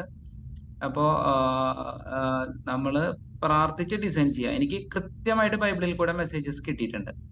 അപ്പൊ അതുകൊണ്ട് നിങ്ങൾ തമ്പുരാന്റെ മുന്നിൽ കൃത്യമായിട്ടിരുന്ന് പ്രാർത്ഥിച്ചോളൂ. ചിലപ്പോൾ നമ്മൾ വിചാരിക്കണ പോലെ പെട്ടെന്നൊന്നും നടക്കണമെന്നില്ല. നമ്മൾ പ്രാർത്ഥിച്ചുകൊണ്ടേ ഇരിക്കുക. കാരണം ഞാൻ എൻ്റെ PG ലൈഫിൽ മുതൽ തന്നെ, PG അവസാനമായപ്പോൾ തന്നെ ഞാൻ ഓൾറെഡി പ്രാർത്ഥിച്ചു തുടങ്ങിയിട്ടുണ്ടായിരുന്നു. എൻ്റെ ജീവിത പങ്കാളിക്ക് വേണ്ടി ഞാൻ പ്രാർത്ഥിച്ചു തുടങ്ങിയിട്ടുണ്ടായിരുന്നു. And it took around 2.5 years, 2.5 വർഷത്തോളം പ്രാർത്ഥിച്ചതിന് ശേഷമാണ് ദൈവം എൻ്റെ ജീവിതത്തിലേക്ക് തന്ന ആളെ എനിക്ക് കണ്ടുപിടിക്കാനായിട്ട് പറ്റിയത്. അപ്പൊ അതുകൊണ്ട് നിങ്ങൾക്ക് വിവാഹം കഴിക്കുക എന്നുള്ളതാണ്, വിവാഹ ജീവിതത്തിലേക്കാണ് ദൈവം ഞങ്ങളെ വിളിച്ചിട്ടെന്നുള്ള ഡിസൈൻമെന്റ് ഓൾറെഡി ക്ലിയർ ആണെങ്കിൽ ഇപ്പോഴേ നിങ്ങൾ പ്രാർത്ഥിച്ചു തുടങ്ങിയോളൂ. Whenever it is. അതായത് ഇപ്പൊ നിങ്ങൾ ചിലപ്പോൾ പഠിക്കുന്ന സ്റ്റുഡൻസ് ആയിരിക്കാം, ഡിഗ്രി പഠിക്കുന്നവരോ ഒക്കെ ആയിരിക്കാം. But you can still start pre. നിങ്ങൾ ഇപ്പോഴേ പ്രാർത്ഥിച്ചോളൂ. ദൈവം നിങ്ങൾക്ക് യോജിച്ച പങ്കാളിയെ തരും. അതിലൊരു സംശയവും വേണ്ട. നിങ്ങൾക്ക് യോജിച്ച ജീവിത പങ്കാളിയെ ദൈവം തരും. കഷ്ടപ്പാടുകളും ബുദ്ധിമുട്ടുകളും ഒക്കെ ഉണ്ടാവും. അതൊക്കെ എല്ലാവരുടെ ജീവിതത്തിലും ഉണ്ടാവും. അതിനെ പറ്റിയൊന്നും നിങ്ങൾ പേടിക്കേണ്ട. But god will be there with you to support you. Okay, last question. Unmarried PCOD ഉള്ള ആൾ എന്തൊക്കെ ശ്രദ്ധിക്കണം ബിഫോർ മാരേജ്? പ്രത്യേകിച്ച് ഒന്നും നിങ്ങൾ ശ്രദ്ധിക്കാനില്ല. നിങ്ങളുടെ ലൈഫ് സ്റ്റൈലിൽ ചെറിയ ചേഞ്ചസ് വരുത്തുക. വെയിറ്റ് ഗെയിൻ പരമാവധി ഒഴിവാക്കുക. എക്സസൈസ് എല്ലാ ദിവസവും റെഗുലർ ആയിട്ട് ചെയ്യുക. Half an hour to 1 hour exercise every day. ഭക്ഷണത്തിൽ കൊഴുപ്പും മധുരവും കുറയ്ക്കുക. വറുത്തത് പൊരിച്ചത് എണ്ണ പലഹാരങ്ങൾ, കിഴങ്ങുവർഗ്ഗങ്ങൾ, മധുരങ്ങൾ കുറയ്ക്കുക. പിന്നെ ബേസിക് വൈറ്റമിൻസ്, ഫോളിക് ആസിഡോ സിങ്കോയിറ്റ് പോലത്തെ ബേസിക് വൈറ്റമിൻസ് കഴിക്കുക. ധൈര്യമായിട്ട് മുന്നോട്ട് പോവുക. 2 മാസത്തിൽ ഒരിക്കലെങ്കിലും പീരീഡ്സ് വരണമെന്ന് ഉറപ്പ് വരുത്തുക. നിങ്ങളുടെ യൂട്രസിനെ പ്രൊട്ടക്ട് ചെയ്ത് നിർത്തുക. വിവാഹത്തിന് ശേഷം അധികം ലേറ്റ് ആക്കാതെ ഓവുലേഷൻ, ഇൻഡക്ഷൻ, അണ്ടത്തിന്റെ കരുത്ത് കൂട്ടാനായിട്ട് മെഡിസിൻസ് കഴിച്ച് പ്രഗ്നൻസിക്ക് ട്രൈ ചെയ്യുക. അത്രേ ഉള്ളൂ. After recanalization, do you know anybody conceived after 45? 46-ൽ എനിക്ക് ഡെലിവറി ഉണ്ടായിട്ടുണ്ട്. Okay. Last question. This is my first time attending a pro-life training. I have no idea before this. How can I start my journey as a pro-lifer? Start praying. നമ്മുടെ spiritual adoption prayer would be an ideal thing. Army for life ആപ്പിനെ പറ്റിയിട്ട് Dino share ചെയ്യുന്നത് ഞാൻ പ്രതീക്ഷിക്കുന്നു. And start praying. ദൈവം ഞങ്ങളെ guide ചെയ്യും. ഞാനും സ്റ്റാർട്ട് ചെയ്തത് അങ്ങനെ തന്നെയാണ്, പ്രാർത്ഥിച്ച് തുടങ്ങി. ദൈവം നമ്മളെ രസമായിട്ട് കൈപിടിച്ച് നടത്തിക്കൊണ്ടിരിക്കും. Okay.